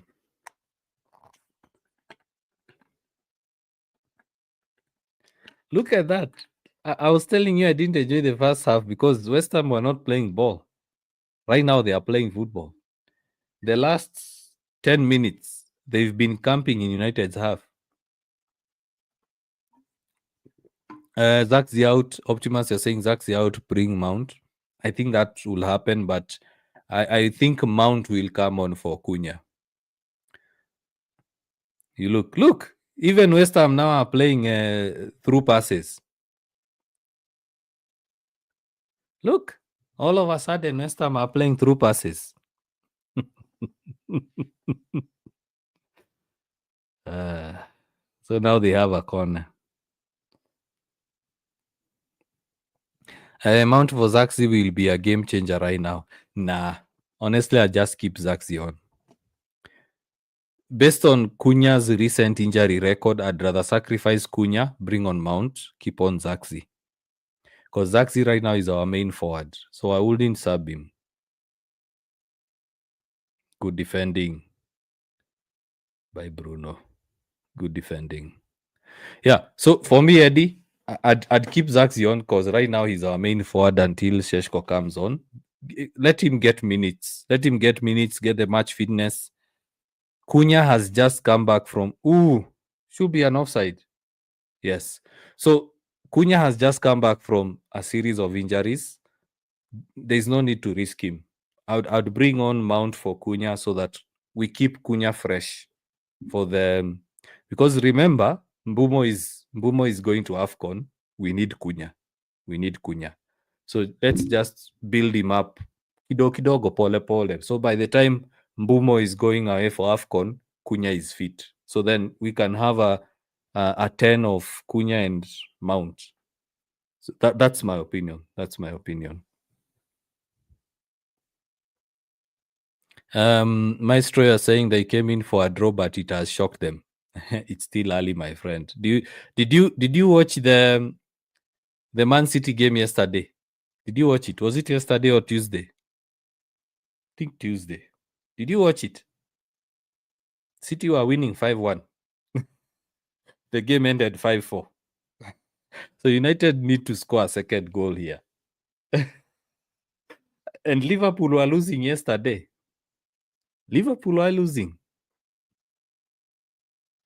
Yeah, a shocking match. So trust me, 1-0 is never a draw. Actually, nowadays, even 2-0 in football is not safe. You see, now West Ham are not even defending. Now they are attacking. Yoro is playing a good game. Bruno, come on. Good one. Come on, Bumo. Do something. Oh, Cunha! Oof, off. Corner kick. We need to score another one. You know, I posted a video the other day saying that Bumo is fading away. I hope you guys are seeing it. The Bumo that started the season would have scored that. Prove me wrong. Mbumo is starting to fade away. He does not have that oomph, that pizzazz that he used to have. Let's see. Corner. Come on, Ahmad. Ahmad, are you trying to score or you're trying to give a cross? Come on, Ahmad. Bruno is there. Cunha is there. Back to Ahmad. Bruno is there. Literally, Bruno is there.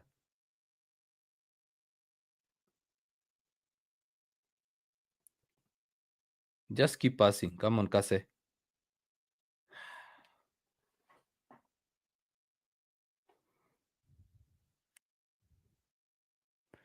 Eddie, you're saying you're going to score another one. Maestro, you're saying Ahmad has been great today. True. What was Kase thinking?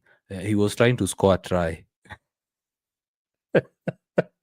Oh my God, my earpods are running out of charge and I didn't charge. Come on, what did I do now?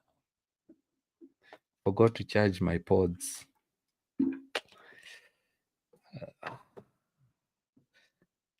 Ooh, I'm getting a warning.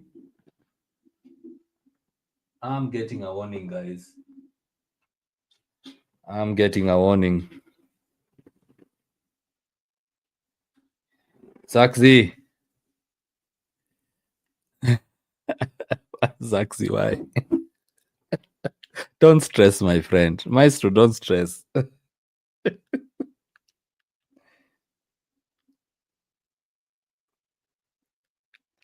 Oh, come on. Don't tell me. I'll watch the game on mute.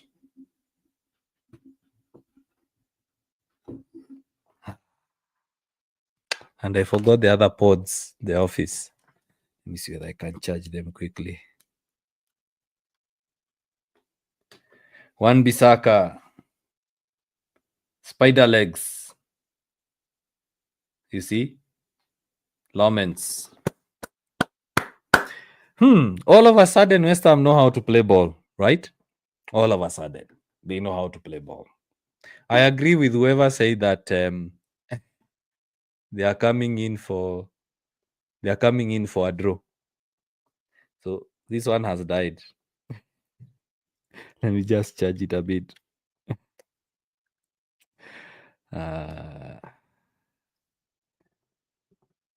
Come on.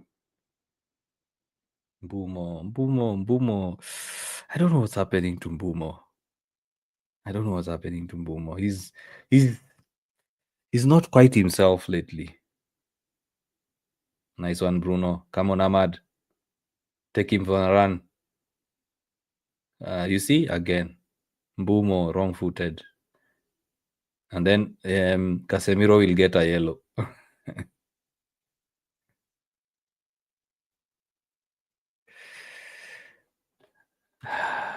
Yeah, Maestro is the one who was saying they came in for a draw. Yeah. Optimus, Mountain. Yeah, guys, I still apologize for, now I'm seeing it. Optimus, now I'm seeing it. I still apologize. I subscribed to that very expensive company, but I need to get some money and get a TV, mount it here, so that when you do a watch along, I also watch the game live. Right now, I subscribed to the online service, so the stream is like lagging behind the live. So I know you guys, the guys watching on cable TV, satellite TV, you are ahead of me, but please bear with me. Spoilers are also allowed. Like I'm seeing Mountain, Cunha out, Ugarte. What has Mainu done to Amorim? Mainu is not yet ready.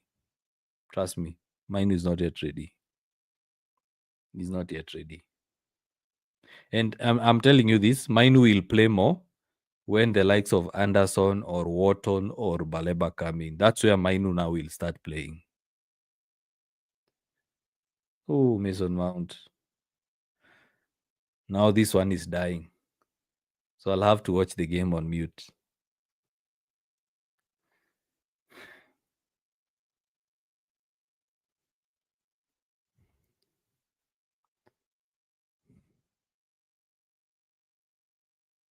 Alan, you're saying we are very clueless going forward. West Ham are doing absolutely nothing. Yeah, because United are trying to play the same game as West Ham.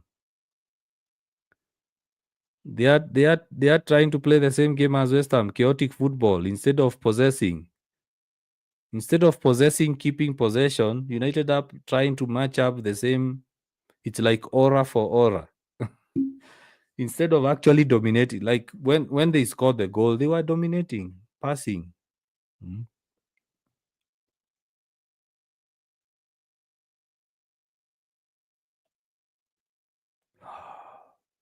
Yeah, boot for boot. Sir Maestro has said it.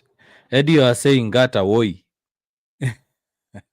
Sir Maestro is saying boot for boot. Yeah, instead of aura for aura is boot for boot.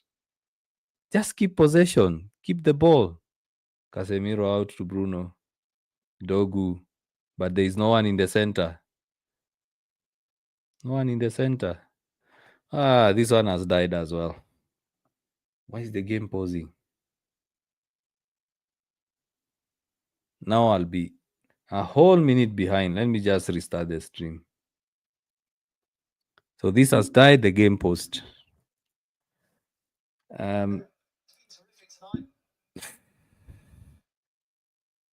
I don't want the stream to be blocked.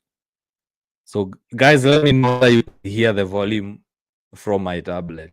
So I don't want the stream to be blocked. I don't want them to think that I'm streaming the game live. Wan-Bissaka now booked, at least he's gonna cool down now. He won't. Wan-Bissaka is Wan-Bissaka. He will not cool down.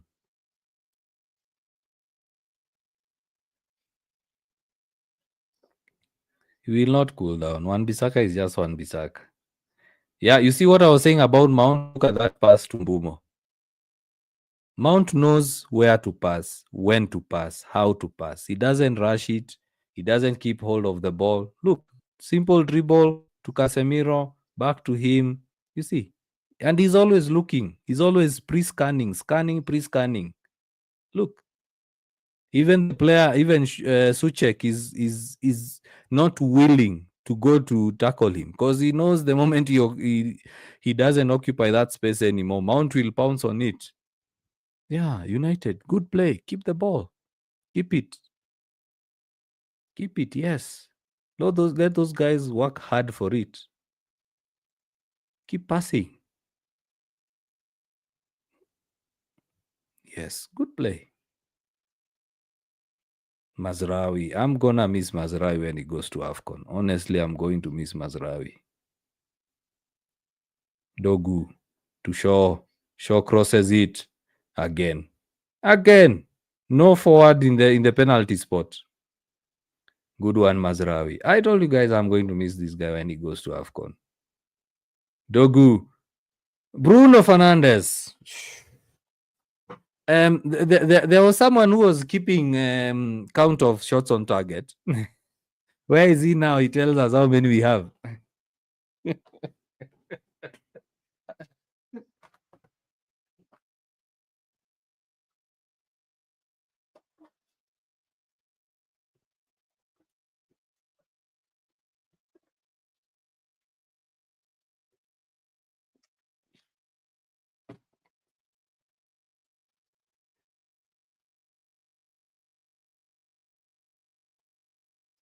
So around 8 minutes to go, 8 minutes plus extra time.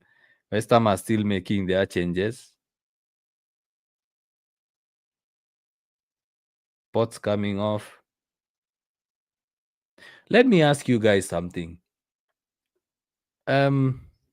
This guy from Southampton who used to score free kicks. What was his name?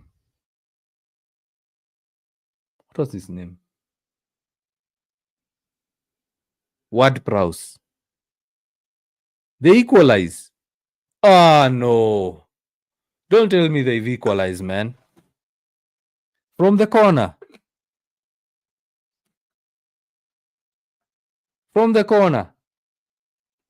Yeah, they've equalized. Because United are trying to play the same chaotic football. They've equalized. Remember what I was saying about 1-0? It's never safe. These guys came out playing football. Just a bit of football and they've just equalized. Pathetic. I thought Ward Prowse plays for West Ham, or is he injured? Laments. Poor defensive setup there.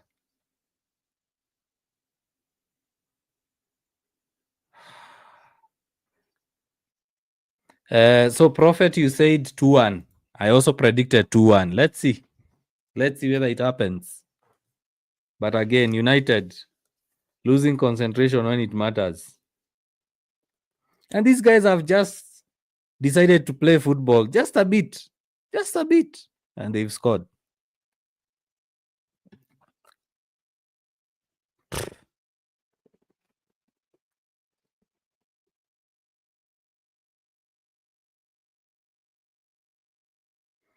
United now, and West Ham never score set pieces, or they are very poor at set pieces.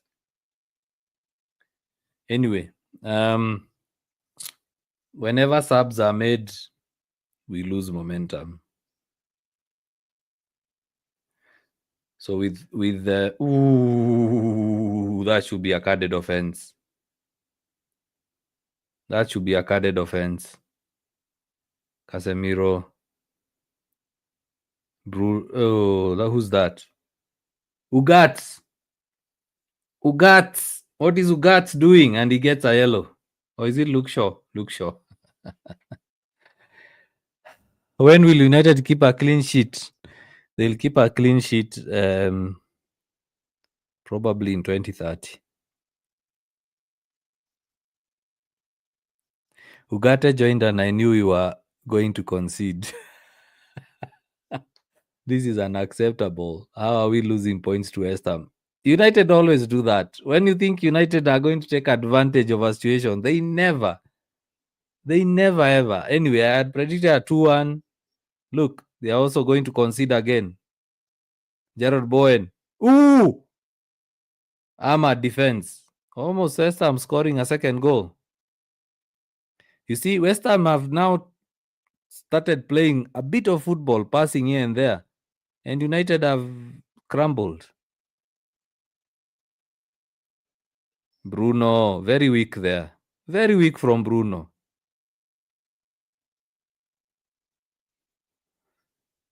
Callum Wilson with the through pass there.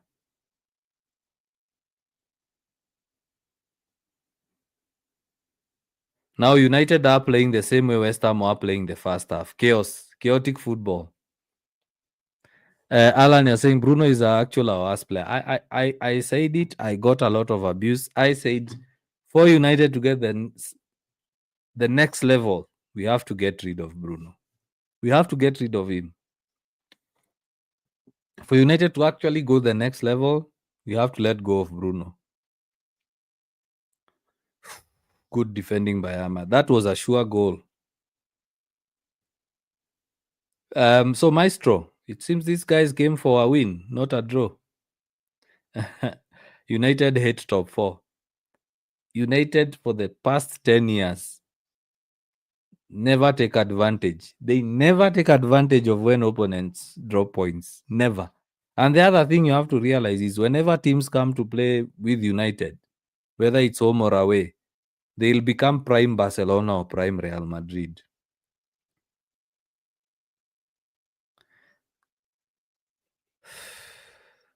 This might end up being a draw. This might end up being a draw, honestly. Might end up being a draw. And oh my word, the Amorim outers will have a field day with this.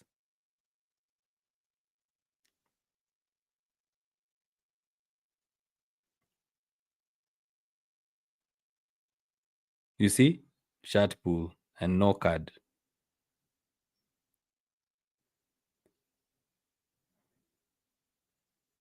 Yeah, he got away without a booking. This kitchen guy needs just to stay in the kitchen. Just needs to stay in the kitchen.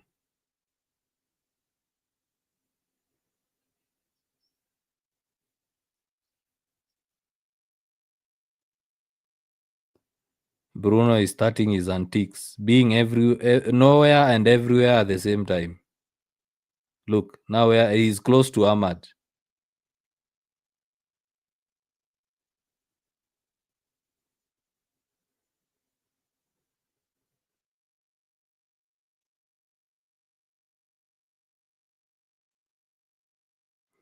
I'm sure this game will only have 2 added minutes.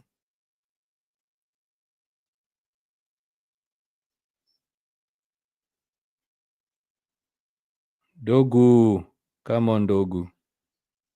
Wan Bissaka. You'll never pass Wan Bissaka with that sort of guts. Yeah, just keep switching play. Keep switching play. Opportunities will come up.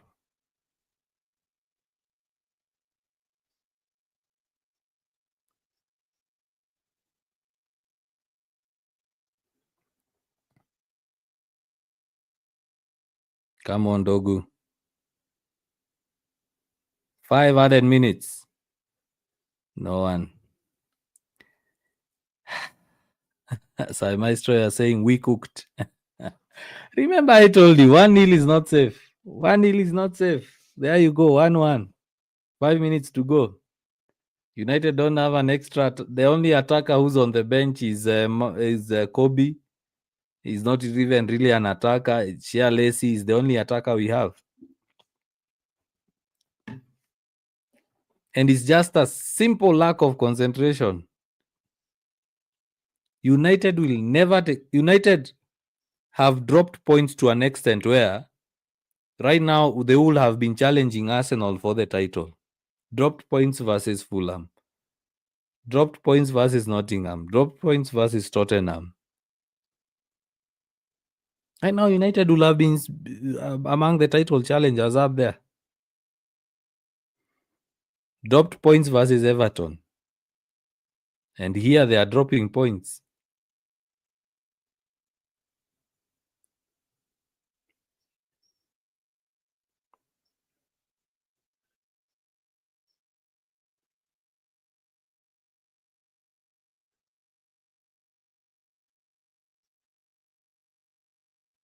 Casemiro, what are you doing? Yeah, Maestro, I agree with you now. These guys came for a draw. They came for a draw.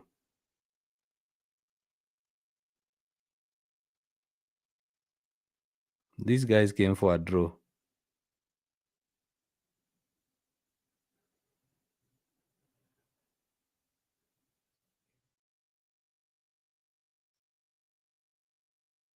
Wow, Ariola saves.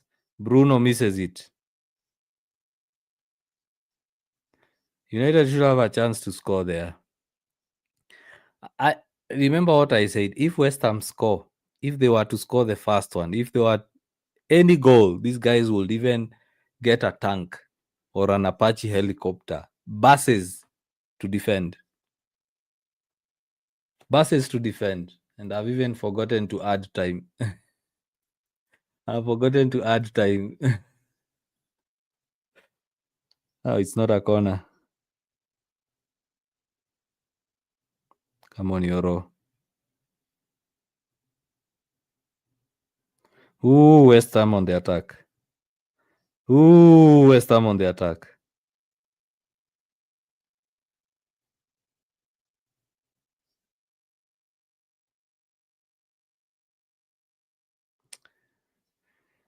Remember, guys, I told you something's up with Bumo. Mbumo has not been the same the past few weeks. I don't know what has happened to Mbumo. He does not have the same oomph he used to have, you know? Nowadays he gets the ball, it's like he has nothing to show. Come on, Dogu. That should be a foul, a handball there.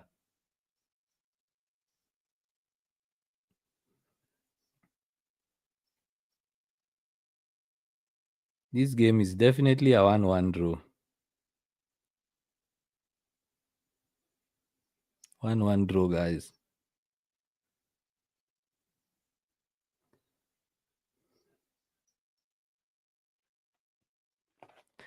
United is full of surprises. They are. And this is Old Trafford. Beaten by Everton 1-0, drawing to West Ham 1-1. Full of surprises. And if United draw this game, the Amorim out guys will have a field day. They will blame Amorim. They will blame Amorim. They will start saying tactics. They'll start saying all those things. Trust me, it's going to happen. In fact, even in the comment section, you're going to see it. They'll start blaming the coach.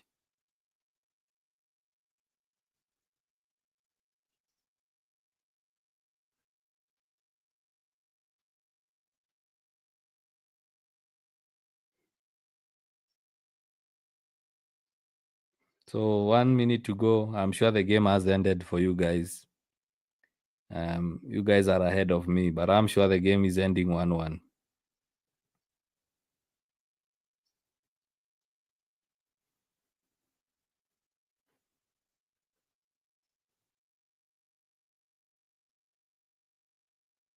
Ooh!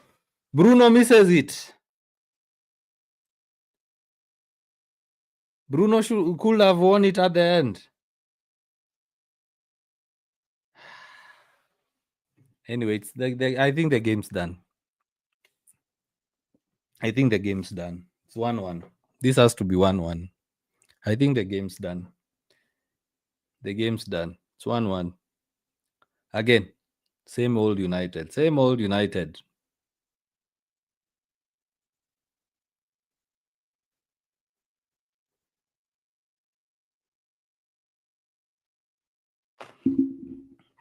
So full time.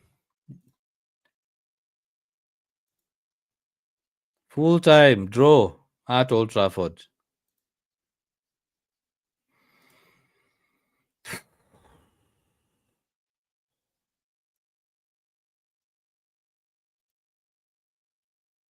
These guys came for a draw. We allow them to get a draw.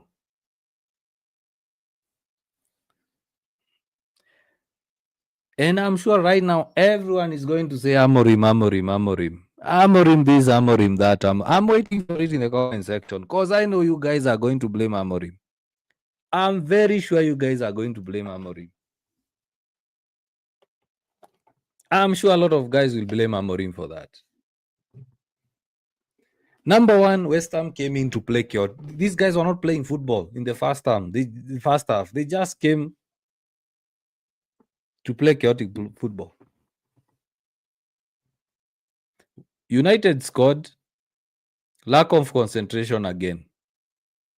Consider the goal. A very, very silly goal. 1-1. And I mentioned a few weeks ago, not even a few weeks ago, a few days ago, when United lost to Everton, I said we should expect such results because we don't have a team. United don't have a team. We made substitutions, consider the goal. We don't have a team. Honestly, we don't. Look at the bench. I said out of the 9 players on the bench, 6 of them are defensive players. You look at someone who you can bring into the attack to change the tide, nothing. Manchester is blue and you've hidden your name. That's a dumb comment. First win 13 Premier League titles, then come and say Manchester is blue. So United, and furthermore, Man City have how many charges? 115. And you're coming to say Manchester is blue. Dumb comment. So United again, the pressure of taking advantage of a situation, nothing. Mentality is poor. Manchester United were draw. Yeah. Raheem. Yeah, we've watched the game. It's 1-1. I mean, it's here. It's 1-1. No one has said United have won. Raheem, no one has said United have won. So why are you posting obvious comments? Kama ni banta unatafuta ingine bro. hiyo banta yako iko very weak. Iko very weak. Wewe ukiwa na huyu jamaa amepost Manchester is blue, your banters are very weak. You have very weak banters. Try harder. So again, as I said, the pressure of taking advantage, United can't. 4 times this season, 4 times so far, and this is the 14th game. 4 times United were to take advantage to go to top 2, top 3. They couldn't. Nottingham, Tottenham, Everton, West Ham. 4 times. United right now could be 1 point, 2 points, 3 points behind Arsenal.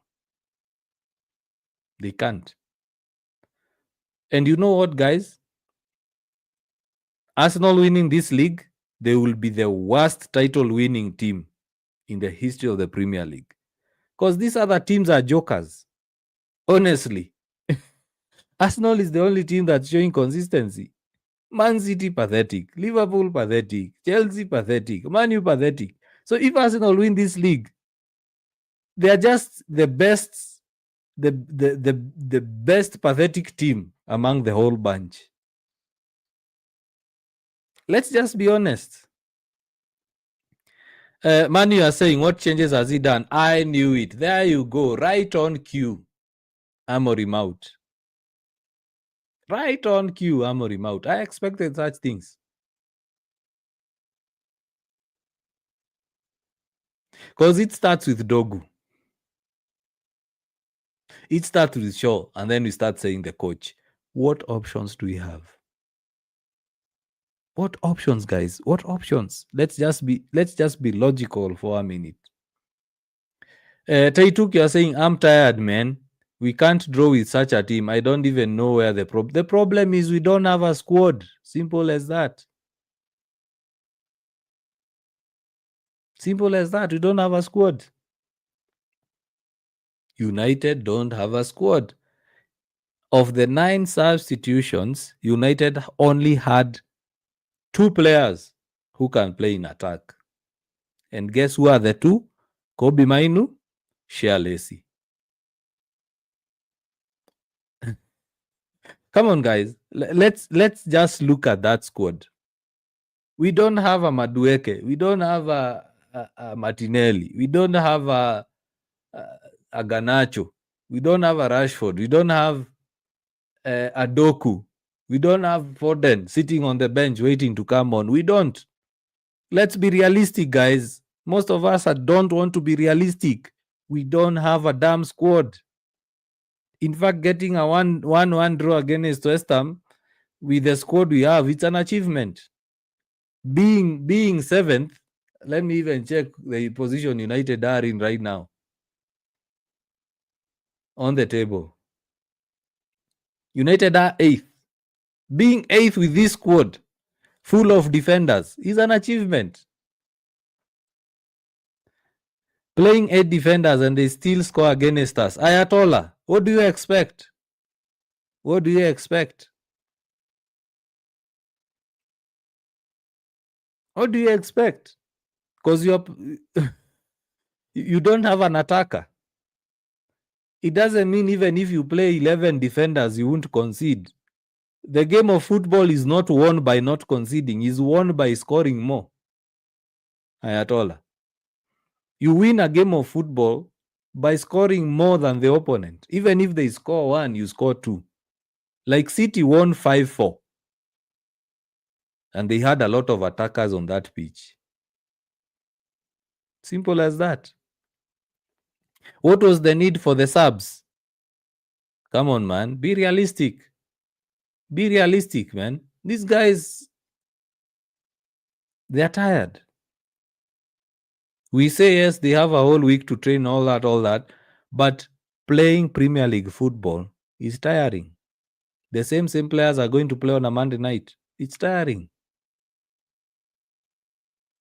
Even ourselves, we train the whole week in our small futsal pitches. After you play 20, 30 minutes, you're tired. And you're not even a professional footballer. You'll get tired. That's the reason why FIFA and the guys who created football said there needs to be subs. Kanke, you are saying kila saa I tell my friends tulikosea kuuza Garnacho. It was a bad idea and we need... This revisionism makes me just pissed off. Garnacho. You are crying about Garnacho. Ken Kai. You are crying about Garnacho.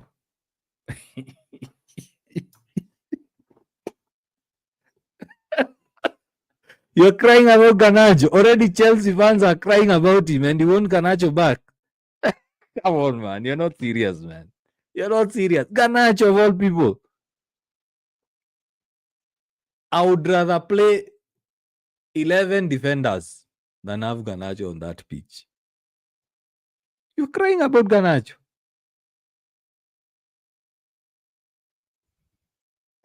That tells me you haven't really watched United lose players. United lost Beckham to Real Madrid.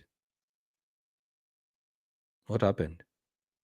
We dipped, got a replacement. United lost Cristiano to Real. We dipped a bit, we recovered. Garnacho is just a big baby. Chelsea fans are starting to see the truth. I'm sure there are some Chelsea fans watching the stream right now. Chelsea fans are starting to see the truth about Garnacho. Ken, come on. Come on. This revisionism. I hate this revisionism. Oh, Ole was better. Oh, Ten Hag was better. Oh, Rashford, you should look up. No. No. We've lost better players. As a United fan, I can tell you we've lost better players than Garnacho, and we've still survived.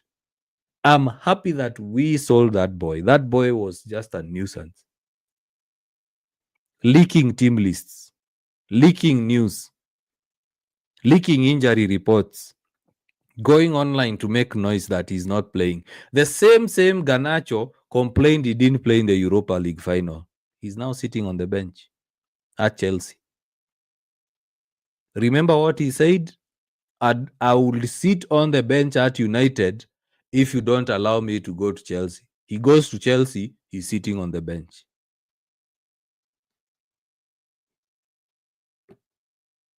Look at that. Everyone was saying Højlund this, Højlund that, Højlund United was the problem. Last 6 games, Højlund hasn't scored for Napoli. If the players are ished, the players are ished. Simple as that. Simple as that. What? Let me see. Before Dogu, Angeleta Licha show Asonge Mbele. We are always tacticians. You're always tactician. We know Shaw can't run. Ken. Shaw can't run. He can't run. If you ask Shaw to play as a left wing back, he won't run. He will just make 2 sprints and he's tired. And guys who've been on this stream for a very long time, the likes of Ayatollah, the likes of Kevin, the likes of Papa will tell you, there is a reason why I don't say play this player in this position. I'm sure you guys have never heard me push for a player to play in a certain position. The reason as to why is because I keep saying Amorim spends a minimum of 5 hours a day with this lot, with these players. You see these players you're seeing here? Amorim spends more time than any one of us. So he knows why Kobe isn't playing. He knows why Ugarte isn't playing. He knows why Dogu isn't starting. He knows why Mazraoui is not starting. He knows why. Because he spends time with these players. So we can say play, show up front, play this, because we are used to FIFA and Football Manager. Wishful thinking. Could have, should have. But I keep telling you guys, open your eyes. The moment you realize United right now are outperforming the better. You better lower your expectations when it comes to United. My guys, I'm telling you honestly, I'm pleading with you. I'm making a plea. The moment we realize this team is outperforming, the better. We have a team full of defenders. We don't have strikers, we don't have attackers, we don't have midfielders. And we place an expectation on United to be like City, to be like Liverpool, to be like Arsenal, to be like Chelsea. Manchester United is not even nowhere close to Aston Villa and Crystal Palace. This squad is nowhere close to Aston Villa, is nowhere close to Crystal Palace, is nowhere close to Sunderland. This team you're seeing. Lower your expectations. Even saying United will make top 4, you are being overly optimistic.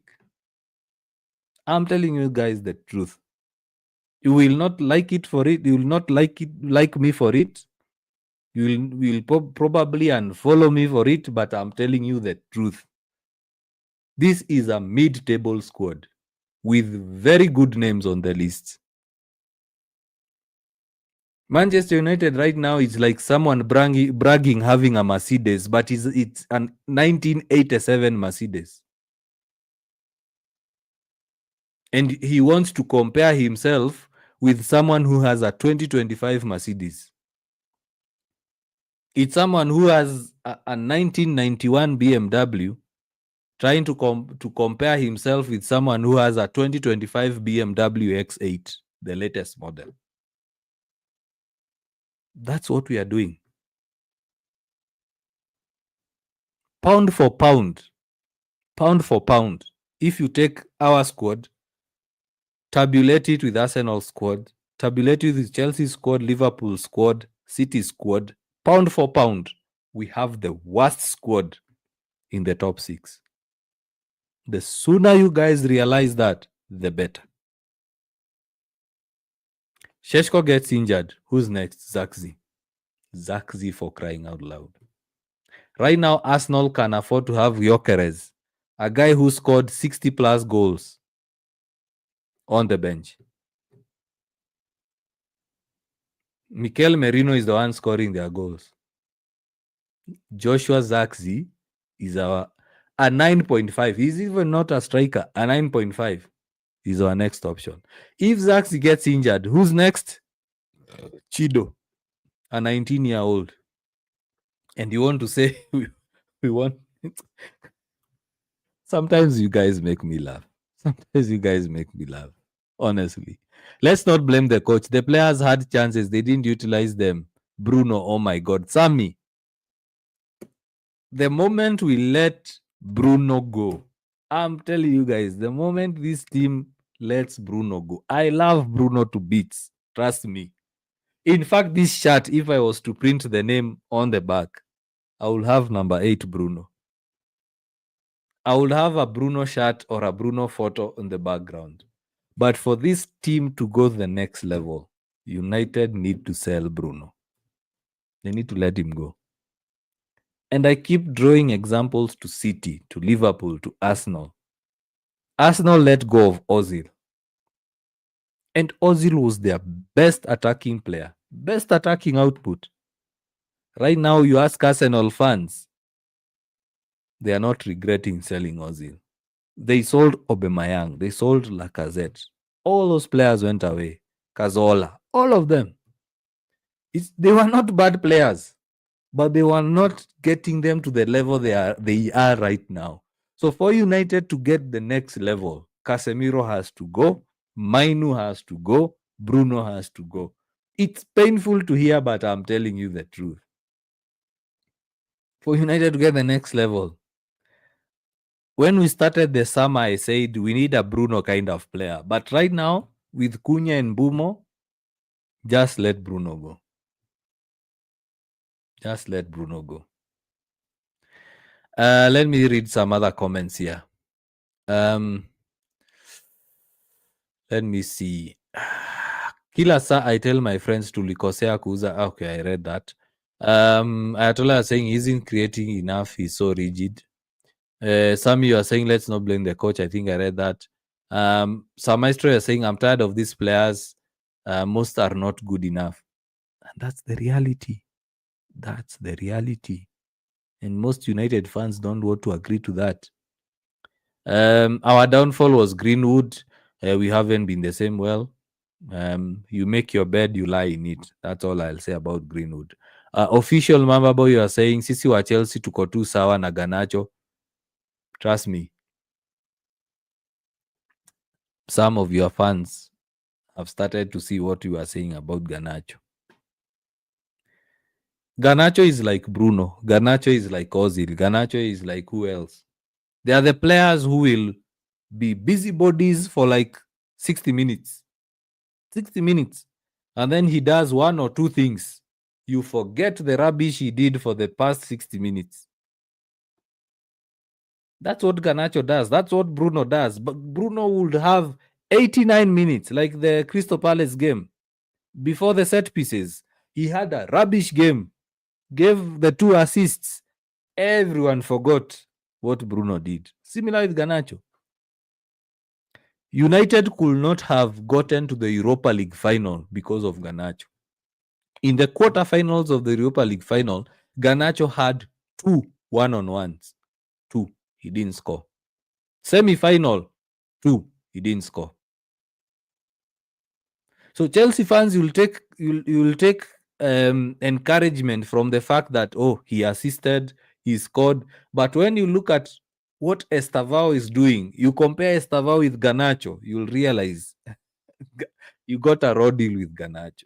Estavao is a far much better player than Garnacho because Garnacho will produce rubbish. Let's say if he played 90 minutes, he'll produce rubbish for 85 minutes. He will do something in 5 minutes. And then you'll come and say, you see, United was the problem. I'm telling you a fact. Garnacho wouldn't start for Liverpool. He wouldn't start for Arsenal. He wouldn't start for City.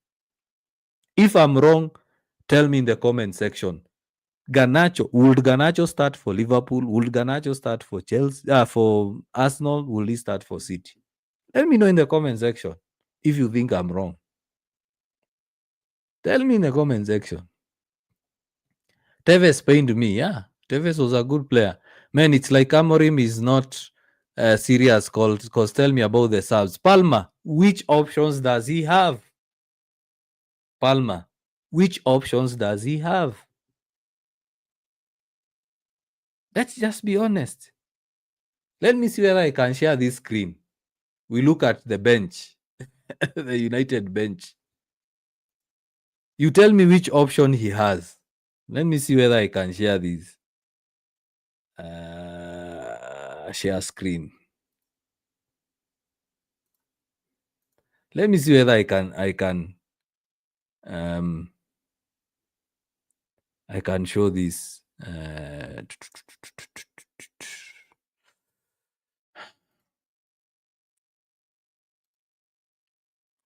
Where is it? What's happening to my screen? Let me see. Yeah, look at this. This is the United team. This is the United team that ended the game. Remember, okay, this is the one that started. Let's look at the bench so that you tell me which options he has. Look at the bench. Len Yoro, Patrick Dogu, Manuel Ugarte, Mason Mount, Lisandro Martinez, Alte Bandia, Tyrell Malacia, Kobe Mainu, Shalesi.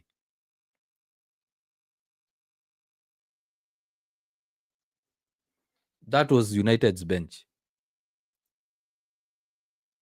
That was United's bench.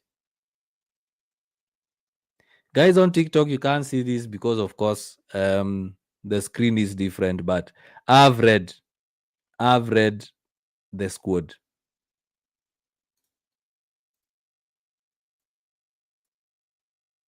What's going on? What's going on with my screen? Come on. Anyway, that's the squad that United had. That's the squad that United had.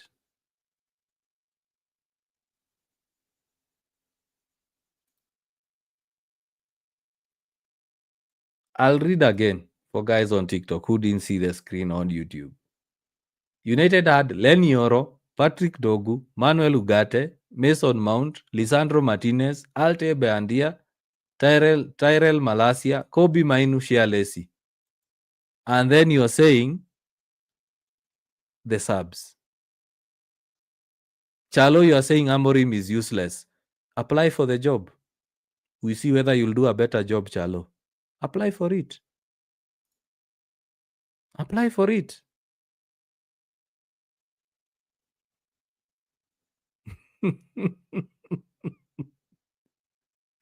Chalo, Amorim is not serious. Apply for the job. We see whether he'll do a better job with that squad. You seem to have a better idea of what to do with that squad. The team had 6 defenders, 6 defensive players sitting on the bench, and then you are saying Amorim is not serious. Apply for the job. We see whether he'll do a better job. And I said, Amorim outers will come on the comment section. I said it. I said it. The easiest scapegoat is Amorim. It's like he has a controller. Pass, through pass, goal. Pass, 360 turn, overhead kick, goal. Let's use our this. Come on, guys. He had 6 defenders on the bench. He's not the one. You know, video games have really made United fans deluded. Video games have really made United fans deluded. They think it's easy. It's like a manager will just keep pointing. I've told you guys, do your homework. Take the United squad. Take midfielders. Take the Arsenal squad, put their midfielders. Take the City squad, put their midfielders. Take the Liverpool squad, put their midfielders. Take the Chelsea squad, put their midfielders.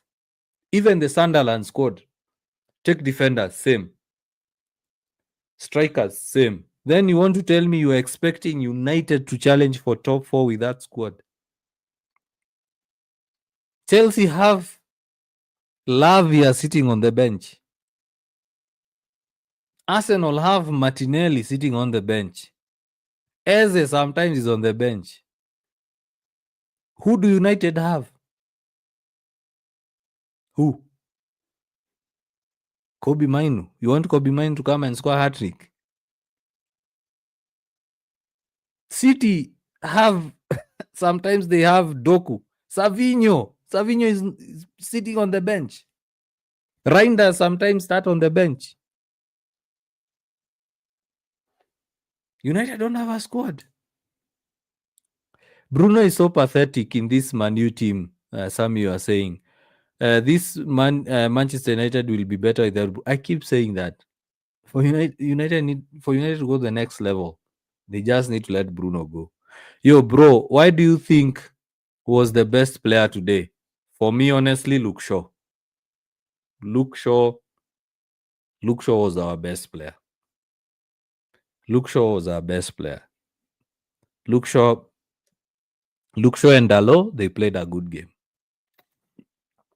I'd start with Luke Shaw, then I go for Dalot. Dalot is better than Dogu, yeah, but Dogu needs some game time. Mazraoui is going to AFCON. Ahmad is going to AFCON. Dogu needs to start getting match fitness before this lot goes to AFCON. Bruno recently is a flop too. Chalo, I'm telling you, Bruno will do something for 5 minutes and then everyone forgets the rubbish he did for 85 minutes. Trust me. Like the Palace game. Watch the Palace game before the first free kick. Bruno was rubbish. He gives those two assists. Everyone has forgotten what Bruno did the entire game. Yeah, because Ferguson alikop na akina Cantona. My friend, who in this squad is like Cantona? Ken, who in the current United squad is like Cantona? No one. The faster you guys realize we have a pathetic squad, the better for us. The better for you, actually. The sooner you realize United have a pathetic squad, the better. In fact, instead of saying Amorim is not good, Amorim is that, the players is this, you should be pointing fingers to the right people. That is Ineos and the effing Glazers, because these guys don't want to invest. Those are the right people to blame. It's not the coach. I said, when you have an equation, 1x plus whatever, let's say 1x plus 5 equals to the answer. Let's say 1. You plug in Van Gaal, you get 0. You plug in Mourinho, you get 0. You plug in Ole, you get 0. You plug in Ten Hag, you get 0. You plug in now Amorim, 0. So is the problem the manager or the setup or the board? Because Amorim is failing the same way Ten Hag failed. The equation is 1x plus 5. We want to get a 1, which is a true. The guys in IT, guys in mathematics will tell you a 0 is a false, a 1 is a true. Moyes fail. LVG fail. Mourinho fail. Ole fail. The other guy, what was his name? Ragnick fail. Ten Hag fail. Now Amorim is failing. You guys keep saying, oh, the manager. What is the one constant? Paul, you're saying, let me just adjust this a bit so that guys on TikTok can see it. So Paul, you're saying this is my ranking of EPL teams in this order: 1 Man City, 2 Liverpool, 3 Arsenal, 4 Chelsea, 5 Crystal Palace, 6 Brighton, 7 Bournemouth, 8 Brentford, Aston Villa, 9 Sunderland, 10, 11 Newcastle, 12 Nottingham, 13 Tottenham, 14 Man United. The 6 teams left are the only ones I can see us beating comfortably. Therefore, the fact that we are 8th is a miracle. I keep saying it. United being in the top 10, this team is overachieving. This team has unaona. Let me just speak in Swahili, and guys who don't speak Swahili or don't, because we have international fans who can hear Swahili, I'll translate. Unaona kwa ile squad tuko nayo ya 23 guys, you see the squad we have of 23 people, a huge percentage of that squad are defenders.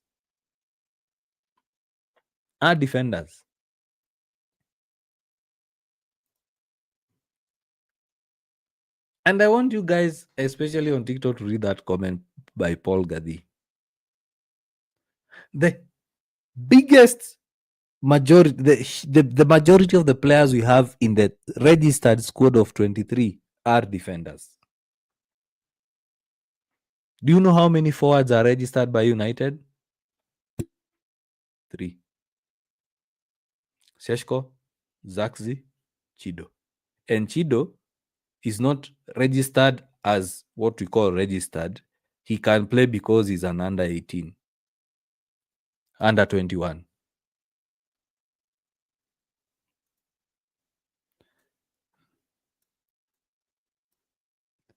Freaking Arsenal can afford to have Gyökeres sitting on the bench. Savinho is not getting game time at City. Chelsea are having a headache. Delap, Joao Pedro. Let me tell you when reality will hit you guys. I'm telling Manchester United who are watching this right now. Reality will hit you guys when Ahmad, Mbumo and Mazraoui go to AFCON. Hapo sasa ndio mtajua issue si coach. Hapo sasa ndio mtajua issue si coach. Mi naambia tu kweli, when Mbumo leaves, when Ahmad leaves, when Mazraoui go for AFCON, hapo ndio mtajua shida si coach. That's where you'll know Amorim is not the problem. That's where you'll know Amorim is not the problem. Because even if you give Pep Guardiola, let's just be honest, even if you take Pep Guardiola, even if you take Mikel Arteta, even if you take the best coach in the world and give them this current Manchester United squad, what are your expectations? Oh, play Bruno 10. Okay. Change to 4-3-3. Okay. Let's change. Okay, who plays right? Mbumo. Who plays striker? Sheshko. Who plays left? Cunha.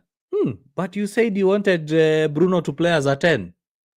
But in a 4-3-3, we don't have a 10. No problem. Just change to a 4-2-3-1. Okay, let's change to 4-2-3-1. Who plays left? Cunha. Who plays right? Mbumo. Who plays number 10? Bruno. Who plays forward? Sheshko. Why is Ahmad on the bench? Why is Ahmad always on the bench? Ahmad is our best dribbler. Ahmad is this. Okay. So who do we sacrifice? Do we sacrifice Cunha? Do we sacrifice Mbumo? Do we sacrifice Ahmad? No, Bruno for Ahmad. But yet again, Kobe is not playing. Kobe needs to be playing.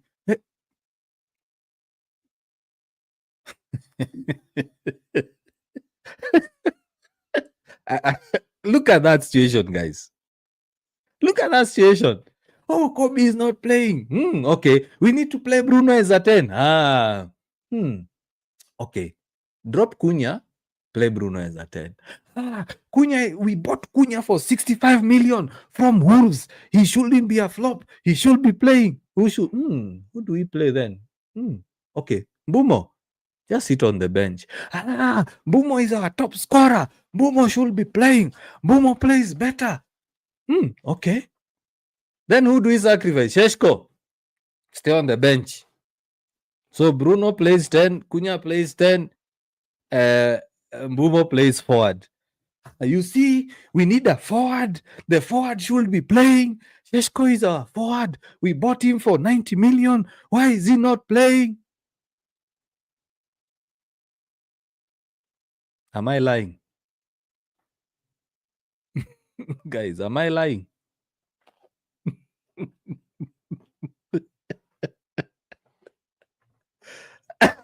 Let me just laugh at you guys. Sasa, what was Ugarte brought for? He's a defensive midfielder, and he's the only defensive midfielder we have other than Casemiro, Palma. Chalo, Mbumo was good. For me, there's something off with Mbumo. There's something off with Mbumo. Mbumo is not the Mbumo we know. There's something happening with Mbumo. I can't point out what it is, but you can't compare Mbumo when he started the season and right now. There's just something. 5 hours after that, they disappoint him.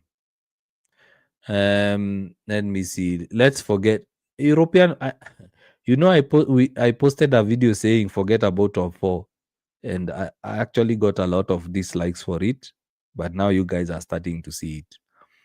Kevin Vinks, you're saying I told people we are going to struggle in this game. Wakasema that's an easy 3 points. For me, I also said it's an easy 3 points because West Ham, I've watched a couple of their games. They just play that chaotic football, haram football. Poo.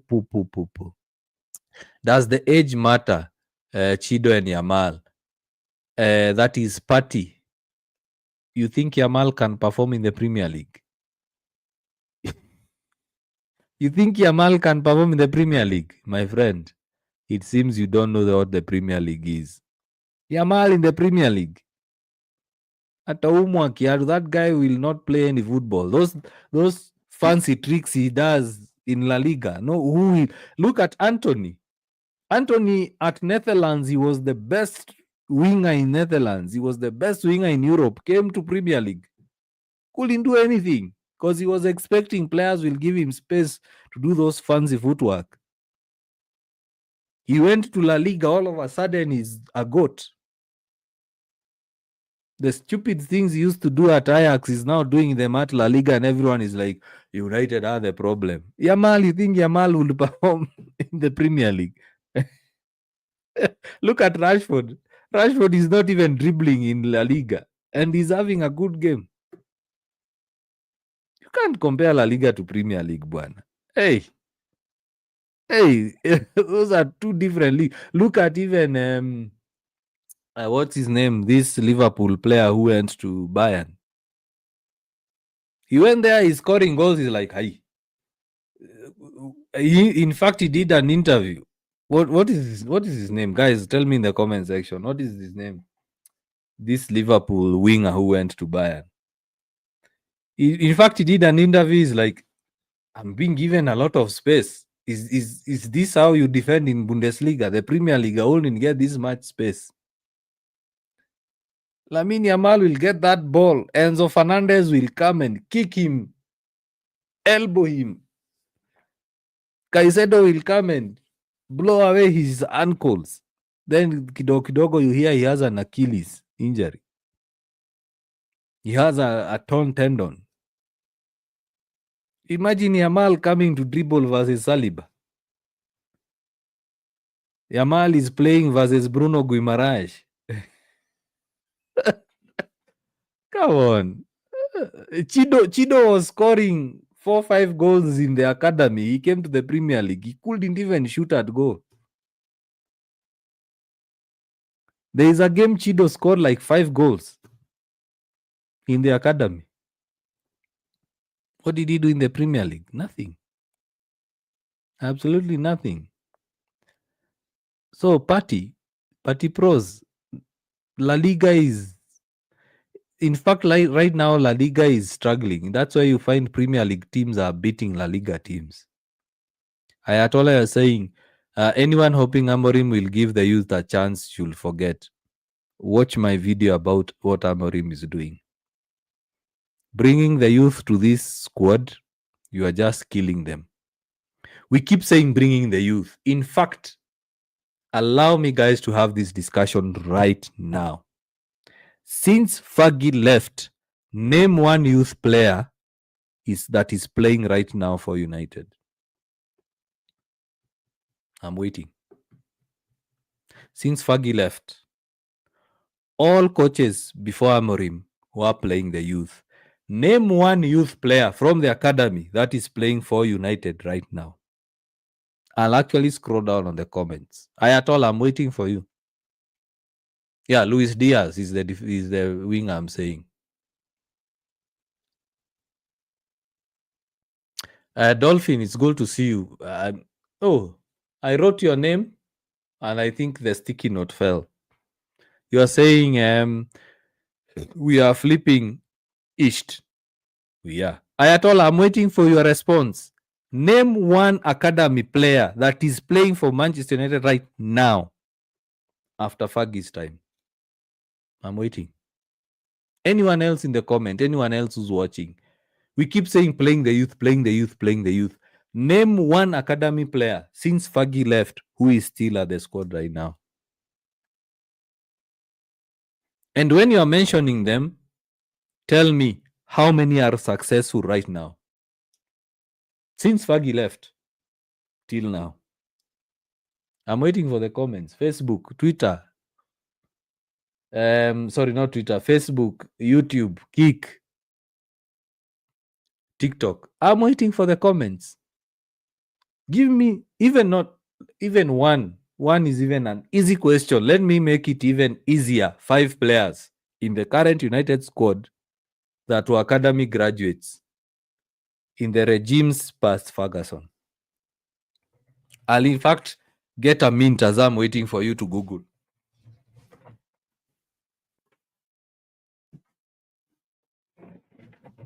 I'm waiting, guys. I'm waiting. I'm not seeing any comments coming in. We keep saying playing the youth, playing the youth. Mention the players. And I'll start giving examples of what happened to them.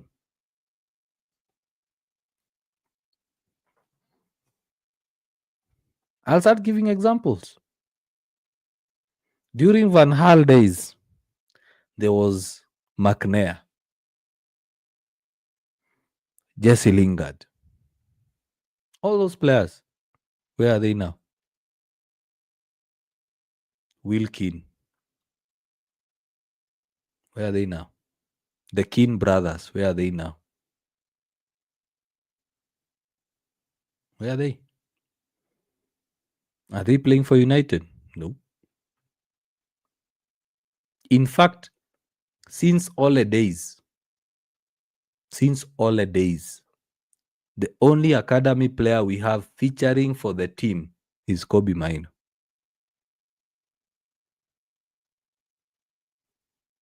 Rashford, Pogba, McTominay, Mason Greenwood, where are they now? Didn't hack it at United. So what Amorim is doing is good.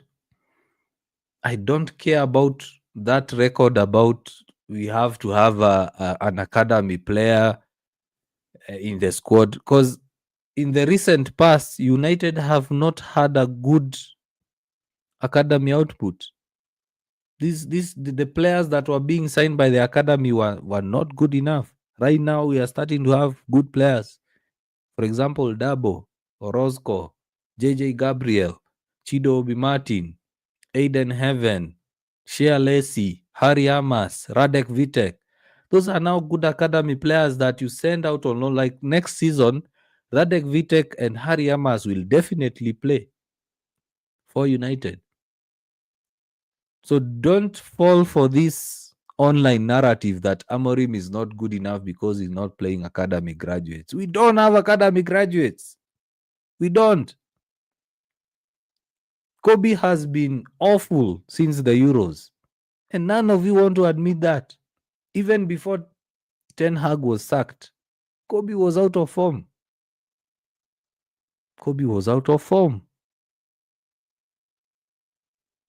Chido Obi Martin, how many games did he play last season? How many games did he score? Oh, the system was not good. So all of a sudden, Chido Obi is good, but the system is not good. Højlund, how many goals did he score? The system is not good. We don't have a squad. Offline, you are saying we just need new midfielders and a person to replace Dalot. This team needs 8 players. It needs at least 3 central midfielders. 3, not 2. Everyone is saying 2, but we need 3. Then Kobbie makes the 4th. If Kobbie is to be sold, if let's say United sell Kobbie for me to get Anderson in that team, I wouldn't blink twice. Sell him. Let me deal with the revisionists bros, with the tacticals who say we should have kept Kobbie, we should have kept Garnacho, we should have kept whoever. Let me just deal with their noise. But if I'm selling Kobbie, I'm selling Bruno, and then next season I'm starting Anderson and Wharton, or Anderson and Baleba, or Anderson and Joao Gomez in that midfield, Kobbie, see ya. I've seen Roy Keane leave. I've seen Yapsam leave. I've seen the likes of Cantona leave. I've seen Beckham leave. I've seen Ronaldo leave. I've seen great players leave Manchester United. Tevez, Cole, York. And United was still a great team. It seems most of the guys who are revisionists are happy to keep a toxic relationship with their girlfriends and spouses. Prove me wrong. Prove me wrong, guys. Sami Wango, you are saying acha ni kufollow cause somehow you are making sense. Leo Bruno amepoteza chances mob sana. Sammy, go and watch that analysis video I did about Bruno and see the comments that were on that video. Paul, you are my good friend. I know, Paul, you're on YouTube. Paul, I'm sure you watched that video. The comments that are coming in on TikTok can tell you most of us are deluded with video games, are deluded with the successful Fergie days. We need to accept right now United is a number 15, number 14, at best number 10. Just like Paul said, let me adjust the TikTok screen. This is why I keep asking you guys to follow us on YouTube. Let me just pin this comment here so that guys on TikTok can see it. Right now, United is 14th. Best place, I'm telling you guys, the best place United will get next season, Europa or Europa Conference League. That's the best we can do. We can't make... If Ineos do not invest hundreds of millions of pounds in January, United won't make Champions League. And that's a fact. Sunderland have a much better squad than United. City were unable... Arsenal unable to beat Sunderland. Liverpool unable to beat Sunderland. Chelsea unable to beat Sunderland. United is the only team that were able to beat that team. That tells you how ished... I don't want to curse. I'm a Christian. I don't want to curse. That tells you how ished this squad is. You guys, you better accept this squad will never challenge even for the FA Cup that is coming. If United... In fact, United winning the Carabao Cup and FA Cup, that was just good luck on our side. City just have the bad game in the FA Cup final. That's why United won. When United were going for players like Ibrahimovic, City were going for a player like Haaland. They chose not to sign Haaland. United chose not to sign Caicedo for £4 million. United chose not to sign Joao, PSG, because they said he's short. United refused to sign Bellingham because they said he's expensive. Jude Bellingham, because they said he's expensive. United went for Klopp. Klopp said, this is the team I want. They said, you have to work with the team we have. Klopp said, nah, this is a Mickey Mouse club. Klopp. You think Klopp will win with this squad? You think even Arteta will win with this? Not even Arteta.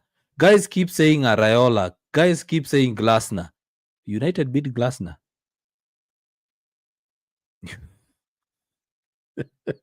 They are saying about Thomas Frank. Where is Tottenham right now? Tottenham are below United.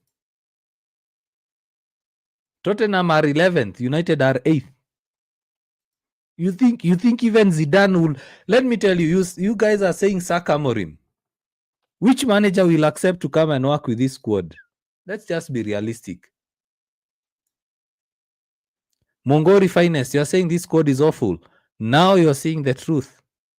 Offline, you're saying, always remember, rebuilding a team takes time. And that's why I'm saying we need to lower our expectations. Such results will be part of the season. 1-1, 0-1 versus Everton, 2-2 versus Nottingham. We need to accept such results and say, at least it's not a loss. This team could have lost to West Ham.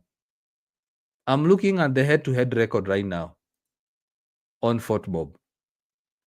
United, the last time United beat West Ham was in February 2024, 3-0 at Old Trafford.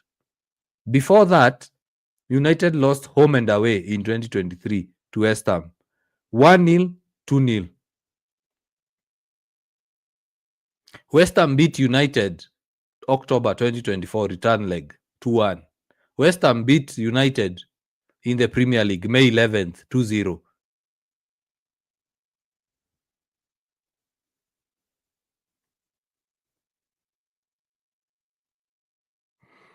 That's where we are. United right now is a mid-table club. We are not the big club we used to be. The moment United fans accept that, the better. The better. As Cookie, you are saying, setup is built to make managers fail. I wish you had posted that comment on YouTube. I highlight it. Cookie. In fact, you know what, Cookie, I'm going to do? I'll just clip this part for TikTok, for Reels, so that you guys get to see realism. Now this is realism. The setup is meant to make managers fail. In fact, it's just that I can't prove it, but I believe these Amorim out guys, they must be paid by the Glazers to shift focus from the actual problem to the manager. Because I'm telling you guys, even if you bring the best manager right now, whether it's the PSG manager, whether it's Vincent Kompany, whether it's the Barcelona manager, whether it's Pep Guardiola, whether it's Klopp, whether it's Arteta, whether it's Areola, whether it's Glasner, whether it's Thomas Frank, whichever manager will come to this team, he will only win a few matches because of the manager bounce. We will get back to this issue. We don't have players. We don't have players. Sammy is saying, for me, in all games we ever played as Manchester United fan, today I'm 101% disappointed with the manager. Cause, my friend, don't be swayed by the media. Don't be swayed by the media. The media will say it's the manager's problem. When United beat Crystal Palace, no one said it was Amorim. They said individual brilliance.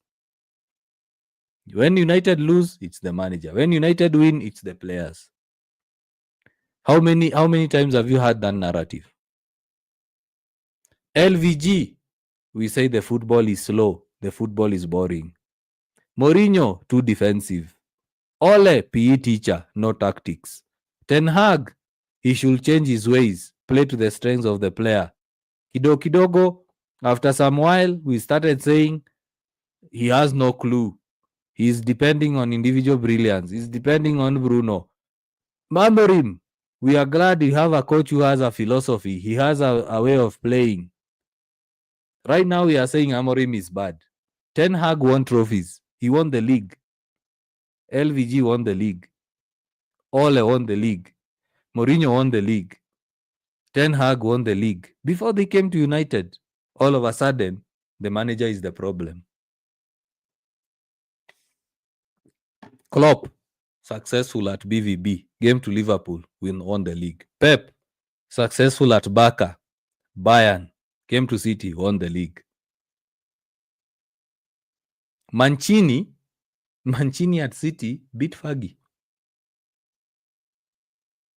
Pellegrini won the league with City. Would Pellegrini win the league with United?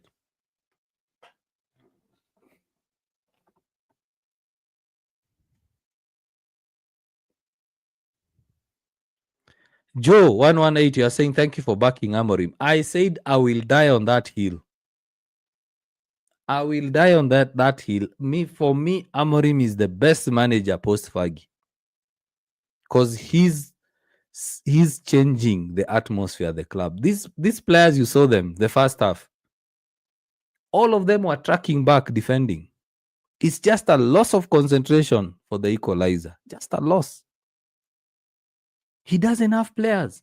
I'd wish Amorim was given a squad like Liverpool, like City, like Chelsea. And then now we can say, hey, Buana, come on.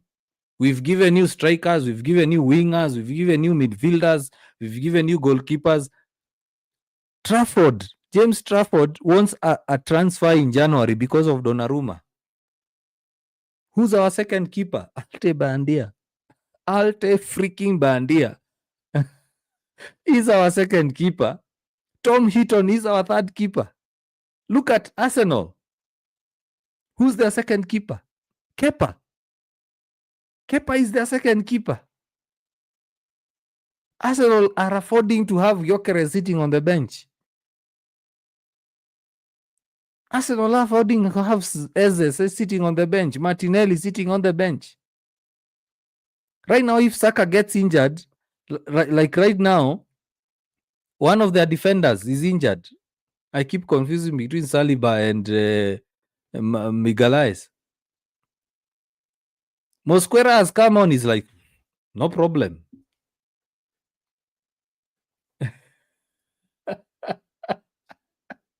Let's be realistic, guys. Let me just adjust a bit for this.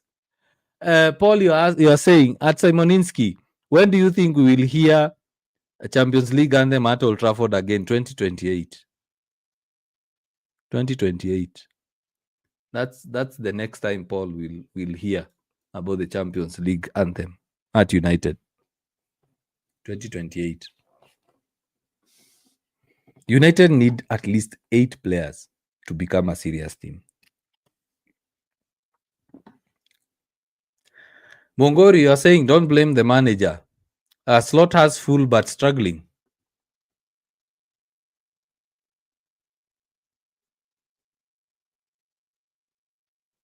Florian Wirtz scored the first goal. Of course, they didn't give it to him, but to me, that's a Florian Wirtz goal. That's a good problem. Look at Liverpool. They are going for who? Semenyo. Imagine Liverpool have a headache. The coach is scratching his head. He's like, do I play Isak? Do I play Ekitike? Amorim has no headache. Amorim has no headache.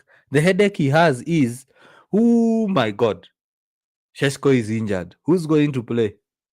Is it Chido? Is it Zakzi? Do I get JJ Gabriel, a 15-year-old? That's the headache Amorim has. While Slot has the headache of, do I start Ekitike? Do I start Isak? Who do I start? Look at Chelsea. Gittens. Garnacho. Pedro. Palma. Estavao. That's a good problem. That's a good problem. So, Paul, the next time you'll hear the Champions League anthem, 2027-28 season. Because next season is the only season United can get to Champions League. Not this season. Not this season. And I'm telling you, if they sack Amorim, we go back another 10 years. Because the next coach will come and say, I can't work with so-and-so. I can't work with so-and-so. I need so-and-so. My formation is this. Dogu is not good. I can't work with Cunha. I can't work with Ahmad. I can't work with Sheshko. What do you do? Start another rebuild. It has been happening. LVG came. He wanted players, he wasn't given. Ole wanted players, he wasn't given. Moyes wanted Fabregas, he was given who? Fellaini. Sheshko, he was wanted by Ten Hag. Who was he given? Hoyland. Ole wanted Haaland. Who was he given? Let's be honest. Amorim. He wanted midfielders in the summer. What was he given? We all knew we wanted a goalkeeper. United needed a goalkeeper. They signed Laments the last 24 hours of the window. And everyone knew Manchester United needed to get rid of Onana, needed to get rid of Bayandia, but they had to wait till the last 24 hours of the window. Imagine if Lamens was in the Arsenal game. Imagine if Lamens was in the Fulham game. Imagine if Lamens was in the Grimsby game. That's the reality. We'll focus on Amorim, forgetting that the board is the issue. Anthony, you are saying, Simon, how is it going? I'm too angry to talk now. Don't be. Be angry with the Amorim out. Be angry with the guys who are not actually seeing what the problem is. 1-1 is a good result. Anthony, 1-1 is a good result. Based on the squad we have, I've literally given you the stats. West Ham, the last time Manchester United beat West Ham was in February 2024. 3-0 at Old Trafford. Return leg, they beat us 2-1. 2023, 2-0. First leg. 1-0. Second leg of 2023. First leg 2023, 3-1. The last time United had a good run was between 2021 to 2023 versus West Ham. So basically the last how many games? 1, 2, 3, 4, 5. The last 5 games, United have only won once versus West Ham. The last 5 games, United have lost 4 versus West Ham, only won once. And when United won, they had a better squad. When United lost, they had a better squad than the squad they have right now. Let me tell you who scored in the 3-0 win. Let me tell you who scored. Højlund, Garnacho, 2 goals. Højlund, 1 goal. Let me read the lineup that played in February 4th, 2024. We had Onana in goal, Shaw, Martinez, Maguire, Dalot, Mainu, Casemiro, Rashford, Fernandes, Garnacho, Højlund. The last time United beat West Ham. The last game that United lost to West Ham in May 11th. The lineup was Bayandia, Mazraoui, Yoro, Shaw, Amas, Fernandes, Ugarte, Ahmad, Mainu, Mount, Højlund. Prior to that, the other time United beat West Ham in the FA Cup in 2023. The lineup. Who was the manager in 2023? Erik ten Hag. The lineup.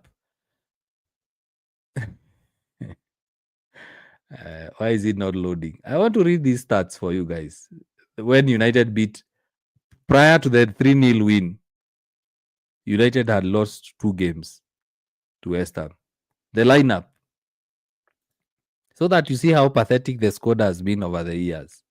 We had De Gea, Dalot, Maguire, Lindelof, Malacia. That was the defense. And it was a 4-3-3. Then we had Fernandes, McTominay, Sabitzer. You remember Sabitzer? And then we had Anthony, Weghorst, and Garnacho. Look at that squad. The squad that beat West Ham 3-1 in the FA, very different squad that beat West Ham in February. You look at the squad that played today, how many survivors are there? So that you see how ished the squad has been. Anthony also saying the fear of the unknown rebuild will keep us stagnated. We need a better and more dynamic, not rigid. That's that. I think I'll end it there. I'm sure you guys will go online. You will see the negativity. You will see Amorim this, Amorim that. But I want to urge you. I want to plead to you. This kind of results, you better expect them.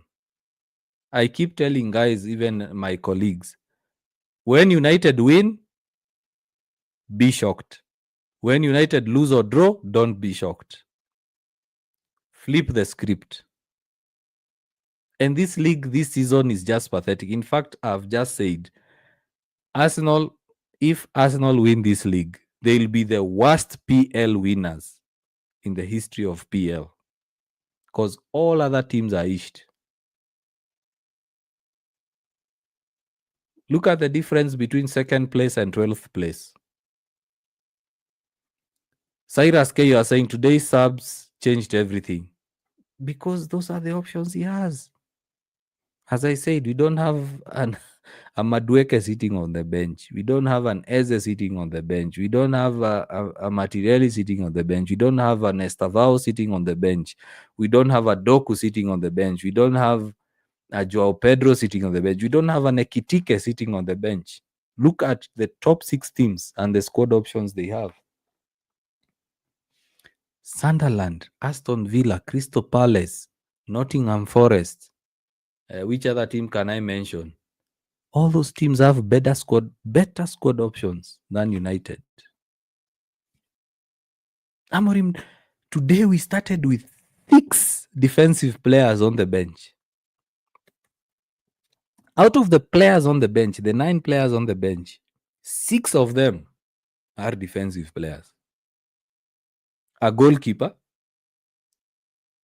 4 defenders, and 1 central midfielder, CDM. And we want to say that Amorim is the problem.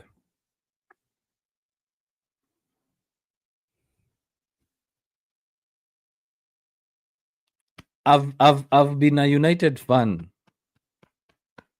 for a very long time. And I can tell you, when Amorim said, this is the worst Manchester United team in the history of Manchester United, I agreed with him. Moyes had a better squad than Amorim. LVG had a better squad than Amorim. Mourinho had a better squad than Amorim.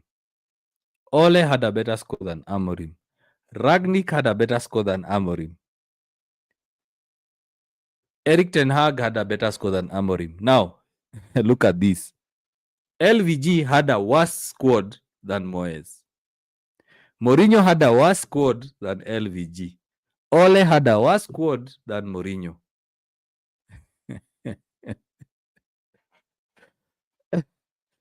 Ten Hag had a worse squad than Ole. Amorim has a worse squad than Erik ten Hag. Every single manager has been getting a worse squad as they go. You get rid of Amorim, the next manager will be given worse option. This is what I said in one of the podcasts in the morning. I was in a football podcast, yesterday morning. I said this, and the guys there bashed me. I don't know when then the podcast will be published. I say this.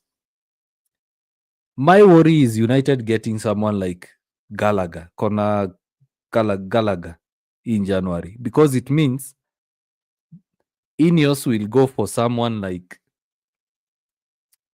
Baleba only. So our midfield options will be like Baleba and Conor Gallagher. Or Joe Gomez is a good option. Conor Gallagher is a better option than what we have, no doubt.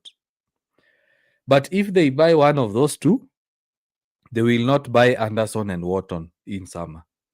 They will not buy, let's say, Baleba and Wharton or Baleba and Anderson in the summer. And that's how United have been operating. Remember last year, January, they went for Dogu. No one else. Did they buy a wing back over summer? They didn't. Went for Nana, bought by Andia. Did they go ahead and replace a good goalkeeper? No. Went for Sheshko. We got rid of Rashford, we got rid of Garnacho, we got rid of Anthony, we got rid of Sancho. 4 wingers, we got 2. We got rid of 4, we got 2. Eriksen left. Who did we replace with him? No one. Eriksen left. We didn't replace him. Why? Mainu is there. Ugarte is there. Casemiro is there. Bruno is a 10. We'll play there.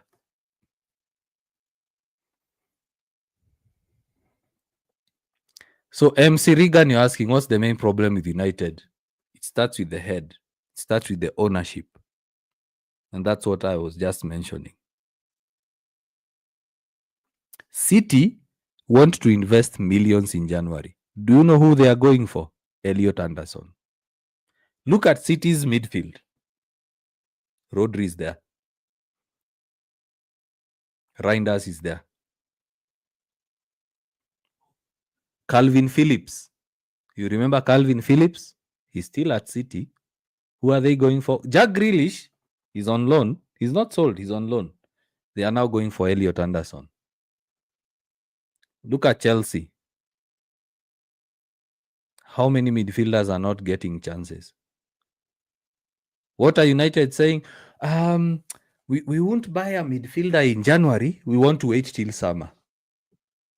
In the previous podcast, I've been saying the next window will be all about midfielders. If United don't take advantage of the January window, imagine Elliot Anderson will be choosing between Liverpool, City, Manchester United, and probably Real Madrid or Barcelona, and even Bayern.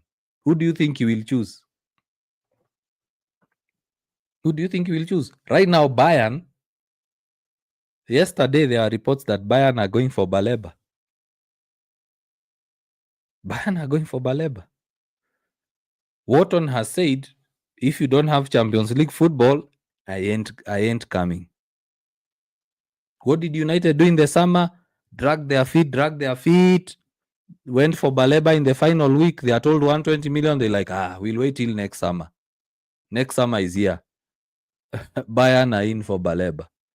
Elliot Anderson, they were supposed to try Elliot Anderson and Wharton. They dragged their feet. Chelsea are in. City are in. Liverpool are in. Semenyo, they said, let's not sign Semenyo right now. We'll sign him next summer. Semenyo now is going to Liverpool. So that's the problem. MC Regan, that's the problem with United. Always dragging their feet. They had a chance to sign Jude Bellingham. Jude Bellingham now is at Real.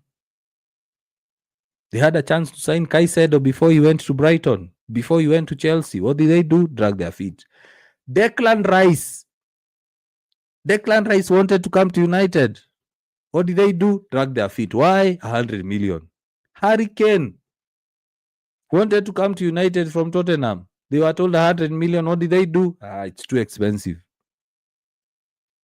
Erling Haaland. He's too inexperienced for EPL. Right now, Erling Haaland is the most lethal forward in the world. So MC Regan, the problem is not the coach. The problem is the board, the freaking Glazers. Ineos can't do anything about it. Why? They are minority shareholders. Paul Gadhi, you are saying there was a time we had Ronaldo, Cavani, and Pogba at Old Trafford, and I thought we were winning the EPL. Exactly. Remember what I said? Every manager has been getting a worst squad. Every manager, worst squad. LVG had a worse squad than Moyes. Ole had a worse squad than LVG. Mourinho had a worse squad than LVG. Ole had a worse squad than Mourinho. Erik Ten Hag had a worse squad than Ole. Amorim right now has a worse squad than every other manager preceding him. Paul, prove me wrong. Anyone, I'm crying out, prove me wrong. So time is far much gone. It's 2 a.m. We have to sleep, a few hours to sleep and get back to work. But don't be too disappointed. These are the results we need to be expecting. It is what it is. United don't have a squad. Don't listen to the media. Don't listen to Amorim outers. I've seen the comments have died down because I'll always defend Amorim because the issue is not Amorim. This guy won the league with Sporting that had stayed 19 years without winning a trophy. 19 years. It's like taking Arsenal and winning a trophy with them in their second season. That United team could have lost to West Ham, could have lost to Tottenham, could have lost to Nottingham, could have lost to Chelsea, could have lost to Liverpool. United are outperforming themselves. The issue, MC Regan, as I've said, it's not the manager. The issue is the board, the ownership. The moment guys start focusing on the real problem, it's the day Amorim will start succeeding because Amorim does not have a squad like Chelsea, does not have a squad like Arsenal, does not have a squad like Liverpool, does not have a squad like Man City. Even Sunderland have a better squad. Sunderland got promoted to the Premier League. How much money did they spend? Who did they get? Who's their captain right now?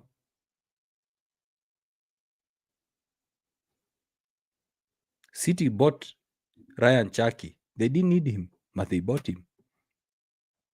They bought a goalkeeper, James Trafford. Donnarumma was available. They went for Donnarumma. James Trafford wants to leave. Savinho was bought. 6 months later, he wants to leave. Grealish, 100 million worth of a player, is out on loan at Everton. Can United right now send up a first team player on loan? Let's be honest, guys. Right now, if United are to send out a player on loan, who? You had them telling Zaxi and Mainu, you are not going on loan because you don't have options. I'm telling you, the guys on TikTok, guys on Facebook, guys on Kick, guys on Twitch, the reality will hit all of us the day Ahmad, Buma, and Mazraoui will go to AFCON. That's when you'll realize we don't have a squad. Right now, everyone is saying Amorim this, Amorim that. The moment those three leave for AFCON, that's when you realize United don't have a squad. Because we are just going to get academy kids. And they are not good enough. So let's accept the draw. It's 1 point. It might count somewhere later in the season. We could have won. We didn't win. But at the end of the day, the easiest scapegoat is Amorim. The easiest scapegoat is Amorim. So take it on the chin. We stayed up late to watch the game. We didn't win, but a point with this team, people will say standards are not good enough, but it is what it is. Right now, United is at best a mid-table club. So I don't know whether we'll go live tonight, Friday, for Chaos Square Ground. Keep your notifications open. Also head over to our YouTube channel.